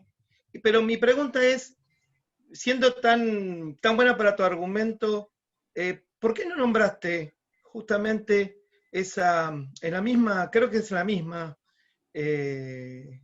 fuente, Erkuf hace una referencia al cambio de faraón, ¿no? Porque se muere el faraón al cual él servía, y obviamente asume, bueno, yo lo tengo como Pepi II, ¿no? Sí. Y hay una historia muy simpática que reforzaría tu argumento, que es justamente la importancia que tienen estos nobles locales, ¿no? Que es la famosa anécdota del enano, ¿sí? Sí. El enano danzarín, ¿no? Y te quería preguntar, ¿por qué no la metes ahí? Porque refuerza más tu argumento. A mí me parece justamente, demuestra más la importancia de Erkuf mientras que Erkuf sigue estando, digamos, en el centro de importancia, los faraones cambian y Erkuf sigue siendo un personaje central. Sí, yo igual hice una referencia mientras estaba hablando de que varios de estos funcionarios sirvieron a varios reyes. No incluí lo del enano, si bien es muy paradigmático, está incluso en esa carta del faraón, en la carta que el faraón le escribe a él y le dice, mirá, sé que trajiste el enano y nadie más lo tiene, y yo te pido que lo cuides bien y que llegue sano y salvo a la corte, y si llega sano y salvo a la corte, Claro. te voy a querer todavía más. Pero cuando elegí la sección me interesaba destacar que sea la labor que desempeñan, no importa cuál, el faraón lo alababa automáticamente. Traté de hacer una selección bastante escueta porque si tenía que elegir todo lo que me interesaba y quería poner, todavía sigo hablando yo y ustedes me pusieron todos en pausa para ir a tomar un mate y ir al baño, porque es un caudal de información muy amplio, incluso la parte del enano tiene muchísimo también para trabajar el tema de los viajes al exterior, las campañas militares, el comercio, la llegada a nuevas regiones, el establecimiento de nuevas rutas, digamos, tiene muchísimo más para trabajar, pero en pos de lo que venía argumentando, me parecía que esa sección por ahí ejemplificaba bien lo que estaba trabajando, que era que el faraón recompensaba al funcionario por algo que nunca se había hecho. Más allá del pigmeo, todo lo que él señala es que también eso nunca se hizo, que él trajo muchísimas cosas, que en 7 meses logró establecer una ruta de comercio, que fue a 3 misiones En la cuarta de conquista. En la cuarta misión. Sí, 3 o 4 realiza en la cuarta él. misión es lo del enano. Ayam, y dice, todo esto que yo estoy mencionando no lo hizo nunca nadie. Entonces, si bien había un montón de cosas para desarrollar, me pareció que por ahí la del enano, si bien era un ejemplo paradigmático, tenía que retrotraerme mucho en el análisis y en el desarrollo para poder incluirlo, entonces por eso hice esa selección un poco más escueta. Está bien. No, pues la conozco hace muchos años, aparece en la Sí, es obra muy, de y aparte es Biotrón y muy Bantier, interesante ¿no? el hecho de que Y dentro de después, la biografía del funcionario aparezca la carta del faraón, o sea, se tomaron el trabajo de plasmar en la claro, tumba la carta que el faraón le escribe a este funcionario, lo cual claro, no es muy frecuente. claro, pues es lo que vos decías, por eso te decía, perdón, disculpen, ¿no? Esta idea de que se dan importancia, ¿no? Más allá de que cada vez ganan más poder de tipo local, siguen retomando la figura del faraón para legitimar esa importancia que tienen. Inclusive una carta que podríamos hoy decir que no tiene, que es algo, unanimidad, que bueno, cuídame el enano que me lo vas a traer, porque recordemos que tenía 8 años, ¿no? El pobre Igual hay, Episeús. hay un aspecto que pasa medio desapercibido, que en realidad el faraón no le está diciendo traeme, le está diciendo si no me No, traes no, al enano, o sea, se lee entre líneas que si no le sí, trae al sí, enano sano y salvo, las cosas no van a estar muy bien que digamos entre ellos. O totalmente. sea, Es casi una amenaza. sí, se lo deja bien, bien clarito.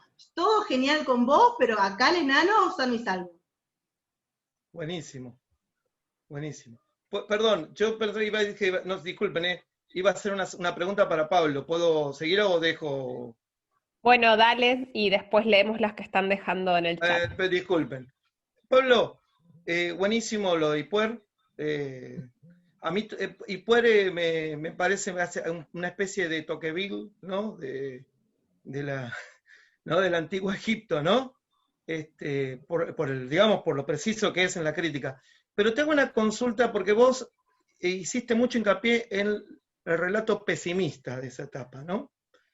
Y te quería preguntar también, ¿por qué dejas de lado, porque también tiene que ver con el relato del caos, el otro tipo, por lo menos la historiografía que yo he consultado, ¿no? El relato que se llama hedonista o, ¿no? Que está más cercano al, bueno, tiremos la chancleta, total, el mundo está hecho bolsa, que está en lo que se llama yo no me la anoté por acá, creo que se llama el relato, la canción del arpista, puede ser, la canción del arpista, y no lo incluiste, porque a mí siempre me pareció que esta idea de que estaban los dos extremos, ¿no?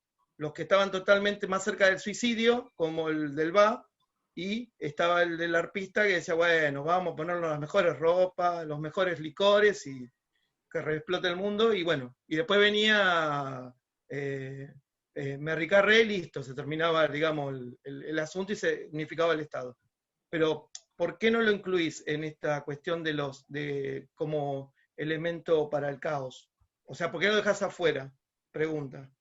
Sí, las canciones del arpista, que son de Dinastía 11, hay un trazo, pero son más conocidas en realidad del Imperio Nuevo, la mayoría son del Imperio Nuevo, pero que tienen un trazo de Dinastía 11. Yo las dejo afuera de esa cuestión, primero porque no están en contexto de papiro, sino que se han encontrado en tumbas, entonces ya eso me cambia un poco ahí el panorama de la circulación de ese texto. Y después, porque en esas canciones lo que emerge, o sea, podemos develar que hay un caos que hace que este sujeto diga, se va todo al demonio y vamos a vivir la vida entera, chao, y que esta cuestión hedonista. Y no hay una visión del caos como si hay en el diálogo Un hombre desesperado, en Caca Perracenef, en Ipubert, o en Neferti, porque en esas canciones lo que él dice es, de vuelta, dice, nadie sabe si se vuelve más allá, hay un cuestionamiento obviamente al mundo religioso, eso está, pero se concentra en vivamos los días, tomemos cervezas, hagamos de fiesta, hagamos todo lo cultural, el carpe diem, y el caos ahí está como es lo que motiva eso, en todo caso. Pero por una cuestión de que me centré más en aquellos que hablan más puntualmente de caos político, social. Estas canciones sí hablan de un caos religioso o personal que hacen que un sujeto se cuestione esto. Pero el hecho de que sean en tumbas también me habla de otro contexto, de circulación. Se cortó. Pablo. Ah, no, se te Se cortó cortó, la última Pablo. parte. Se te cortó lo más. Se cortó el último segundito. Lo que decía, que es que estas canciones, al estar en un contexto funerario, en una tumba, hacen que también provengan de otro aspecto, que sea una cuestión más religiosa funeraria, que a la hora de equiparar con la literatura tendría que hacer otro tipo de puentes. También por eso no las he incluido. Perfecto. Muchas gracias, chicos. Muchísimas gracias. Bueno, entonces acá, continuando un poco con las preguntas que nos van dejando en el chat, bueno, los felicitan, Camila, Nicolás, gracias a todos. Y Mailén hace una pregunta a Jessy por un comentario que hiciste en tu exposición que no terminó de comprender, que es en relación, dice, cuando en una parte de la fuente habla de ungir, y creo que no era la autobiografía de un sacerdote, pregunta. Es Sanfiti, es la Sí, autobiografía. era como de un Sanfiti. político con funciones religiosas.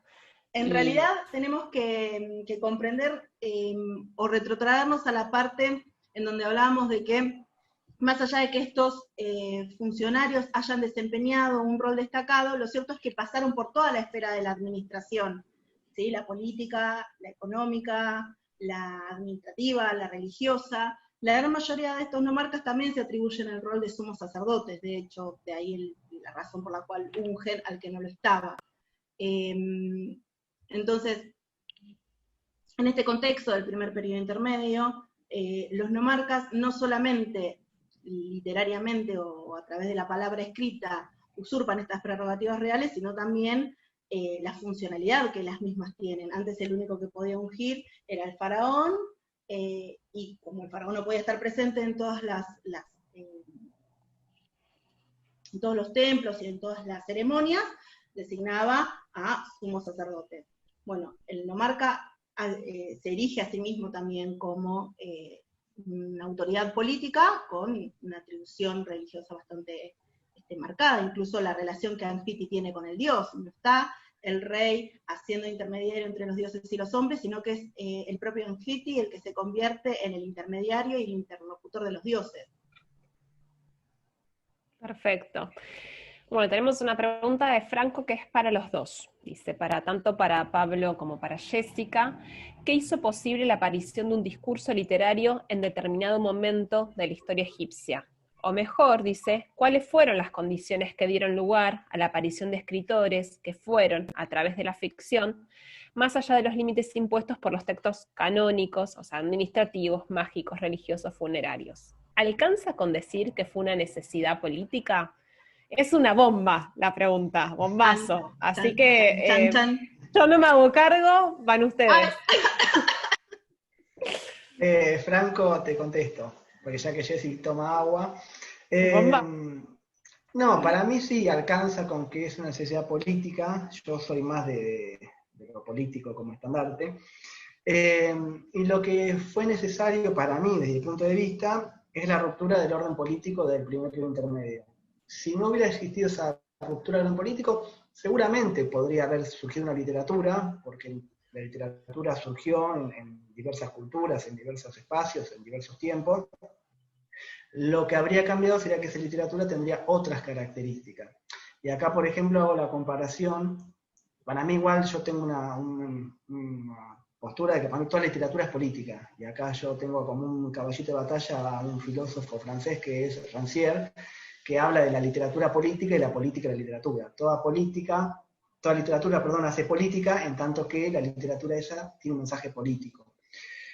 Y para mí lo que aparece en esa literatura de Dinastía 11, Dinastía 12 sobre todo, son textos donde claramente hay tanto las enseñanzas que tienen valores a favor del orden, a favor de la lealtad, a favor del Estado, del soberano, las pesimistas que también por oposición refuerzan ese orden, o incluso los cuentos o la narrativa donde hasta el propio Sinué tiene ahí en su periplo por las tierras de Siria-Palestina, termina siendo como una especie de doble agente o un emisario del faraón en tierras siria-palestinas y espías, y también ese texto, que sé que vos lo conocés bien, tiene esta cuestión de que él se va a Siria-Palestina y se va supuestamente por algo de huye a Sostri primero, pero cuando habla de Sostri primero, ese Sostri primero es el mejor.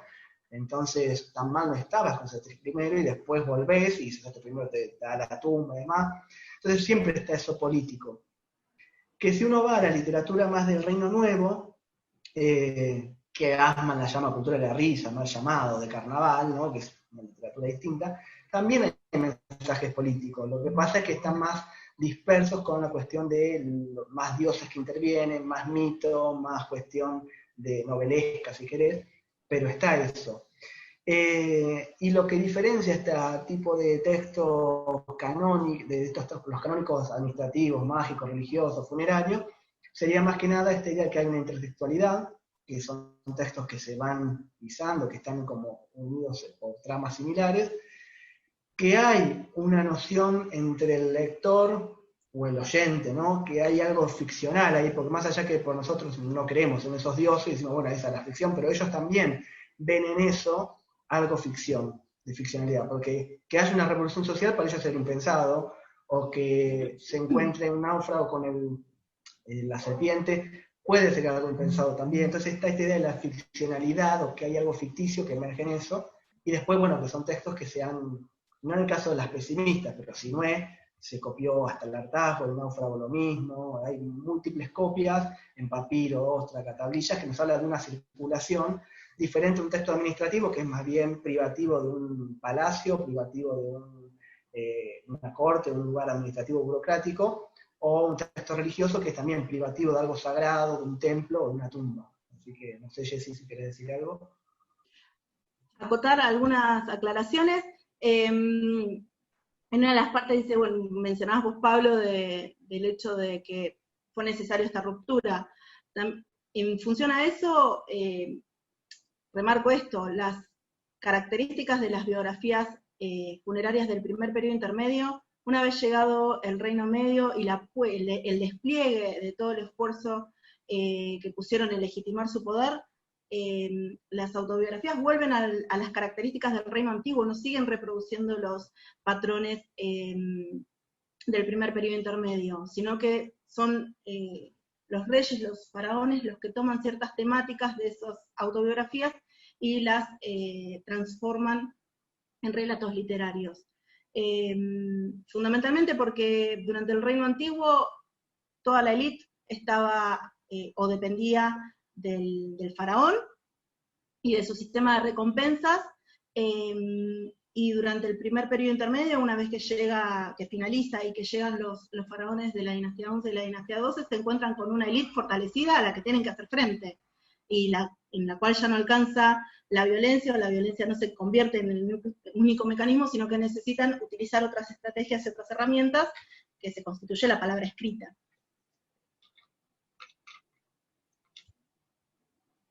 Bueno, entonces ahí creo que Pablo se me quedó congelado, no sé si se fue del meeting. ¿Estás vivo? Quedó congelado. Ahí muchos estamos teniendo problemas con internet, que nos caemos y volvemos a aparecer. Ahí Fede tenía una pregunta tanto para Jessica como para Pablo, así que hasta que no vuelva Pablo, va para Jessy. Te damos la palabra. Sí, no sé qué pregunta, perdón. Volvió Pablo. Volvió Pablo. Bueno, sí. Fede, ¿querés poner tu micrófono? Hola, ¿cómo están? Primero, felicitar, muy bueno, me encantó. Me encantó la mirada de los dos, de mirarlo como algo político y no tan real. Igual una pregunta que es para Jessica primero, que pensé es, cuando estaba mostrando el tema de las traducciones de dar pan al hambriento y vestido al que no es, al desnudo, hay una frase que puede ser que sea copla de pensamiento, que es lo que dice Jane Allen en literatura de egipcio medio. Copla de pensamiento es cuando se repiten dos frases repetidas, dice él, y hay una parte que dice dar vestido al hambriento y después dice dar sandalia al que está al que no tiene calzado. Vi una de las que, esa vendría a ser como una copia de pensamiento, puede ser, esa era una. Primero y principal, este tipo de fórmulas se convierten en, digamos, en una norma. Mucho la gran mayoría tiene que tenerlos. ¿Sí? La gran mayoría tiene que tenerlos. Y fundamentalmente tiene que ver con estas cuestiones que yo planteaba, que eran como clichés que tenían que aparecer, porque en una primera instancia estas fórmulas eran planteadas oralmente, entonces tenían que tener una cierta estructura que le permitiera al hablante recordar, ¿sí? Una estructura clara y marcada, que les permitiera después llenarla de contenido. Claro, pues Alem, en el libro yo leí que es una que está en inglés, que se llama... Bueno, vio que dice que como ellos no tenían rima y rema, utilizaban copla de pensamiento para una manera de hacer poesía. Pero eso se encuentra a partir del periodo intermedio, entonces. No, aparecen desde la dinastía quinta, es cuando empiezan a aparecer con mayor frecuencia. Si bien están presentes de manera distinta, ya desde la dinastía quinta podemos ver la fórmula completa, que es di pan al hambriento, vestido al desnudo. Con el primer periodo intermedio, esas frases se llenan de contenido, entonces se le van agregando otras cosas. Claro, le di una barca al que no tenía, ayudar a que no tenía sí, cosas. Y se va repitiendo lo mismo en distintas maneras. De cierta manera para garantizar o para demostrar su rol de proveedor, como diciendo, fíjense que yo estoy haciendo todo para que los habitantes de mi nomo estén contentos, satisfechos, felices. Claro, después aparece ese mismo tipo de cosas, por ejemplo, cuando habla del arco, el que escapa de la flecha, pero estaba pensando eso. Y después lo otro, lo que ustedes dicen de que en realidad, pues yo entendí que ustedes piensan que es solamente propaganda y que en realidad no hubo una sequía tan grande. Eso se demuestra por algo de geología, que se sabe que no se secó el río. En realidad, sí, hay evidencias arqueológicas que demuestran que durante el primer periodo intermedio la crecida del Nilo se mantuvo en la misma instancia, incluso hubo crecidas mucho más fuertes, digo, a través del Nilómetro. Lo que sí, no es que estamos hablando de que sea una propaganda política, sino que es un mecanismo que utilizan tanto los funcionarios como los nomarcas, como los reyes del primer periodo intermedio, para legitimarse. Crean un marco, ¿sí?, de acción contra un caos institucionalizado, establecido, que abarca diferentes dimensiones. Su accionar es el que permite que haya prosperidad. Si bien todos los refieren a lo mismo, vuelvo a decir, el hecho de que por ahí nosotros leyamos todos las inscripciones del primer periodo intermedio, o los relatos literarios del Reino Medio, nos vamos a encontrar con esta situación de sequía, hambruna, bancos de arena y demás. Y durante mucho tiempo eso se tomó como real, como un espejo de lo que estaba ocurriendo. Los textos literarios estaban señalando un acontecimiento real. Ahora, los estudios recientes, fundamentalmente los paleoclimáticos y los arqueológicos, demuestran que en realidad lo que hicieron estos nomarcas y estos reyes fue ir al pasado, mirar hacia el pasado y fijarse qué elementos les servían o les eran útiles para construir un pasado funcional a sus intereses y necesidades del presente, ¿sí? La idea de crear un pasado útil, haciendo una selección y jerarquización de los acontecimientos que les interesaba resaltar y destacar.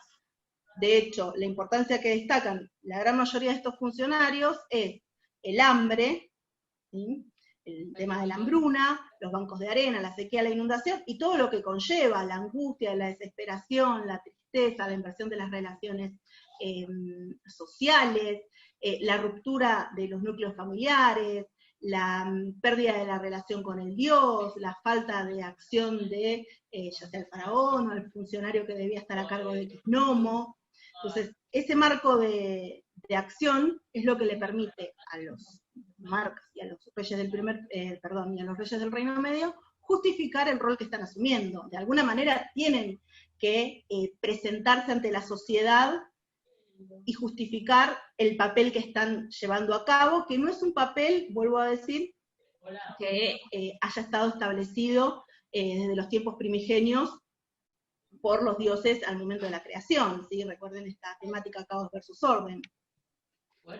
Claro, lo que me resulta raro es las biografías, que realmente uno cuando habla la parte del faraón y habla en contra de los pueblos extranjeros, quizás hay una distancia de desierto que impide que un ciudadano egipcio vaya a ver si en realidad es tan caos Asia como es.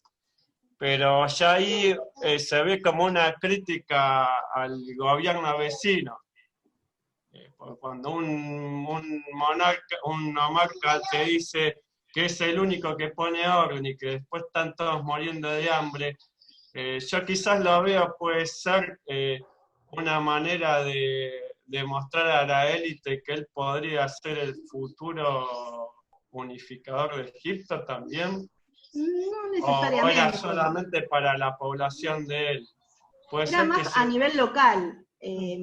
No había un pensamiento de quizás decir no hay algún que sea un faraón que quizás hizo esa propaganda y llegó. Acá, chicos, tenemos más preguntas si quieren, porque nos estamos ya llegando a las 5 de la tarde.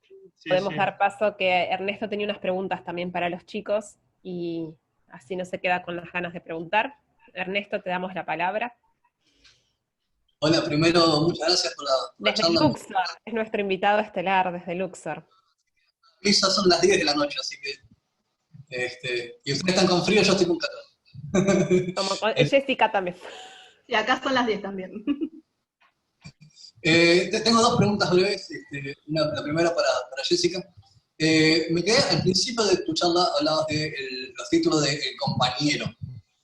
Y yo me preguntaba si se puede hacer un paralelismo entre esos compañeros reales y los Senful, que es este grupo de compañeros del dios Horus que lo ayudan en sus andanzas. Y si eso puede usarse también como, no solo una legitimación política, sino también desde el punto de vista religioso. No sé si se puede hacer ese tipo de paralelismos o... Sí, cuando se empiezan a hacer un rastreo en donde empiezan a aparecer los títulos de compañero único del rey y demás, una de las referencias que aparece son los seguidores de Horus, el término de compañero o seguidor como seguidores de Horus. No tanto por ahí en las que son de la dinastía sexta, esa connotación religiosa, pero sí a posteriori en las inscripciones del primer periodo intermedio. La referencia al compañero es más que nada una cuestión religiosa, porque la relación con el rey se ha corrido para un costado, ¿sí? En la dinastía sexta, sí, el objetivo de mostrar este compañero, este seguidor, este amigo del rey, es más que nada para señalar y enfatizar la relación de confianza y afecto que existe entre el faraón reinante y el funcionario. Sin embargo, a medida que va pasando las diferentes dinastías y van apareciendo las inscripciones autobiográficas del primer periodo intermedio, ya el rey empieza a ser dejado de lado. No quiere decir que no haya ningún rey, no haya realeza, sino que empiezan a aparecer una relación mucho más directa entre el nomarca y el dios, en donde ese título que sigue apareciendo, que es el compañero, es una referencia al compañero del dios, o al seguidor del dios.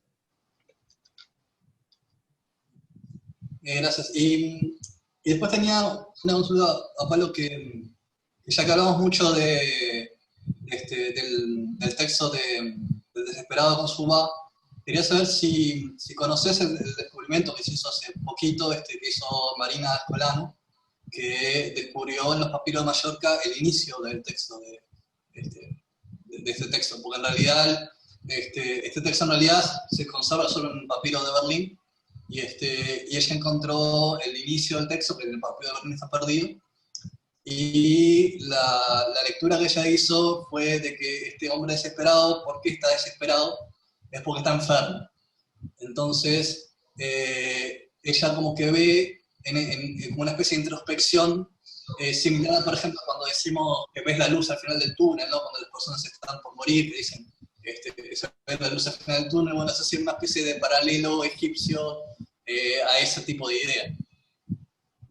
Sí, había visto la noticia de que habían encontrado en Saqqara, creo que era, si no me equivoco, una parte, no sabía que era al principio, leí muy para la noticia y no sabía esto de que decía que estaba enfermo. Puede ser, pero a mí no me cambia igual el sentido político, puede estar enfermo, ¿no? Pero enfermito y todo, está con todo el desesperado atacando a esa sociedad, porque más allá de su enfermedad, él expresa de que esa sociedad está en todo caso enferma también, podríamos poner esa metáfora, porque él ve que uno puede estar enfermo y estar viendo la luz al final del túnel, ¿no? Como acá en Argentina teníamos a Víctor Sueiro, pero esta idea de hablar con el alma puede hablar más allá de ese trance, lo que está relatando es un caos general en toda la sociedad, más allá de su enfermedad, creo que se entiende. Sí, sí. Lo que expresa es eso. Hay como una especie de segundo caos que es el caos interno, ¿no? Entonces, como que ese caos interno como que te abre una puerta extrospectiva a poder hablar con tu bajo. Tal cual. Entonces, una lectura extra que se puede hacer. Sí, eso es obvio. Claramente, al estar en ese limbo, uno puede llegar a hablar con ese va, que también es algo inaudito porque no hay otro caso. Y lo que ella encontró fue en los papiros de Mallorca, que son aparentemente fragmentos de papiro de Berlín que se fragmentó, y hubo los fragmentos del inicio terminaron en Mallorca. Y eso fue lo que ella descubrió. Era ese comentario. Genial. Bueno, y ahí lo último que Maxi acá nos pone, tiene enfermo, caos, el cuerpo, corazón, mente y la sociedad sería, no sé, no entendí muy bien, pero algo así, lo que pusiste, Y encontraba Maxi. muy interesante eso de que tiene el caos, se encontraría en su cuerpo, por eso está enfermo, pero también tiene caos en su individualidad, como lo percibe todo, caóticamente en la sociedad también. Es como que hay un paralelismo entre su cuerpo biológico y el cuerpo de la sociedad, una cosa así. Eso me llamaba mucho la atención de lo que quería expresar. Buenísimo. Bueno, no sé si... Bueno, con esto agradecemos a quienes estuvieron del otro lado de distintos lugares. Ahí veo a la profesora Silvia Crocetti de La Pampa, así que le agradecemos por haber estado del otro lado, a todos, todas que estuvieron ahí muy atentos, que nos siguen, y dejarles la invitación para el próximo encuentro, a ver si me lo permite compartir, si no, a ver. No, todavía no me permite. A ver, esperen un segundito. Si esto, internet me permite compartir. Problemas técnicos. Siempre. Acá colgamos la placa de Ken. Siempre. Este sería nuestro próximo encuentro a cargo de dos antropólogas, Mayra Valcarcel y Dylan Bosgan, una de la Universidad de Buenos Aires, otra de la Universidad Nacional de San Martín, que va a ser sobre feminismos en el Próximo Oriente, en el Cercano Oriente, y es una charla específica sobre el movimiento de mujeres kurdas y feminismo islámico. Como dato así anecdótico pero importante es que Dylan Bosgan es de origen kurdo, así que puede dar testimonio de primera mano sobre estas cuestiones específicas, y es algo que, bueno, también el grupo nuestro se abre a estas investigaciones. Mayra, bueno, es parte de nuestro grupo y es especialista en cuestiones de género en particular, y trabaja con migrantes de países, bueno, de origen árabe, y a su vez de países árabes, pero que son musulmanas, así que, bueno, y ella lo va a saber contar mejor que yo en este momento, pero nada, queríamos dejarles invitación, después ya va a ser circular por las redes el formulario de inscripción, y bueno, nos veríamos el sábado 5 de septiembre. Yo, bueno, dejo ahora de compartir, sería, ¿cuál es? ¿Dónde estaría dejar de compartir? Bueno, no lo encuentro ahora, pero los y las saludo, así que bueno, un gran abrazo y nos vemos entonces la próxima. Y vuelvo a agradecer a Jessica y a Pablo por esta Gracias. charla Gracias. muy interesante. Muchas gracias a Pablo. todos. Gracias a ustedes. Gracias. Así que bueno, Muchos aplausos, muchos. un Gracias, gran gracias. abrazo. Gran abrazo. Hasta la próxima. Nos vemos. Hasta luego.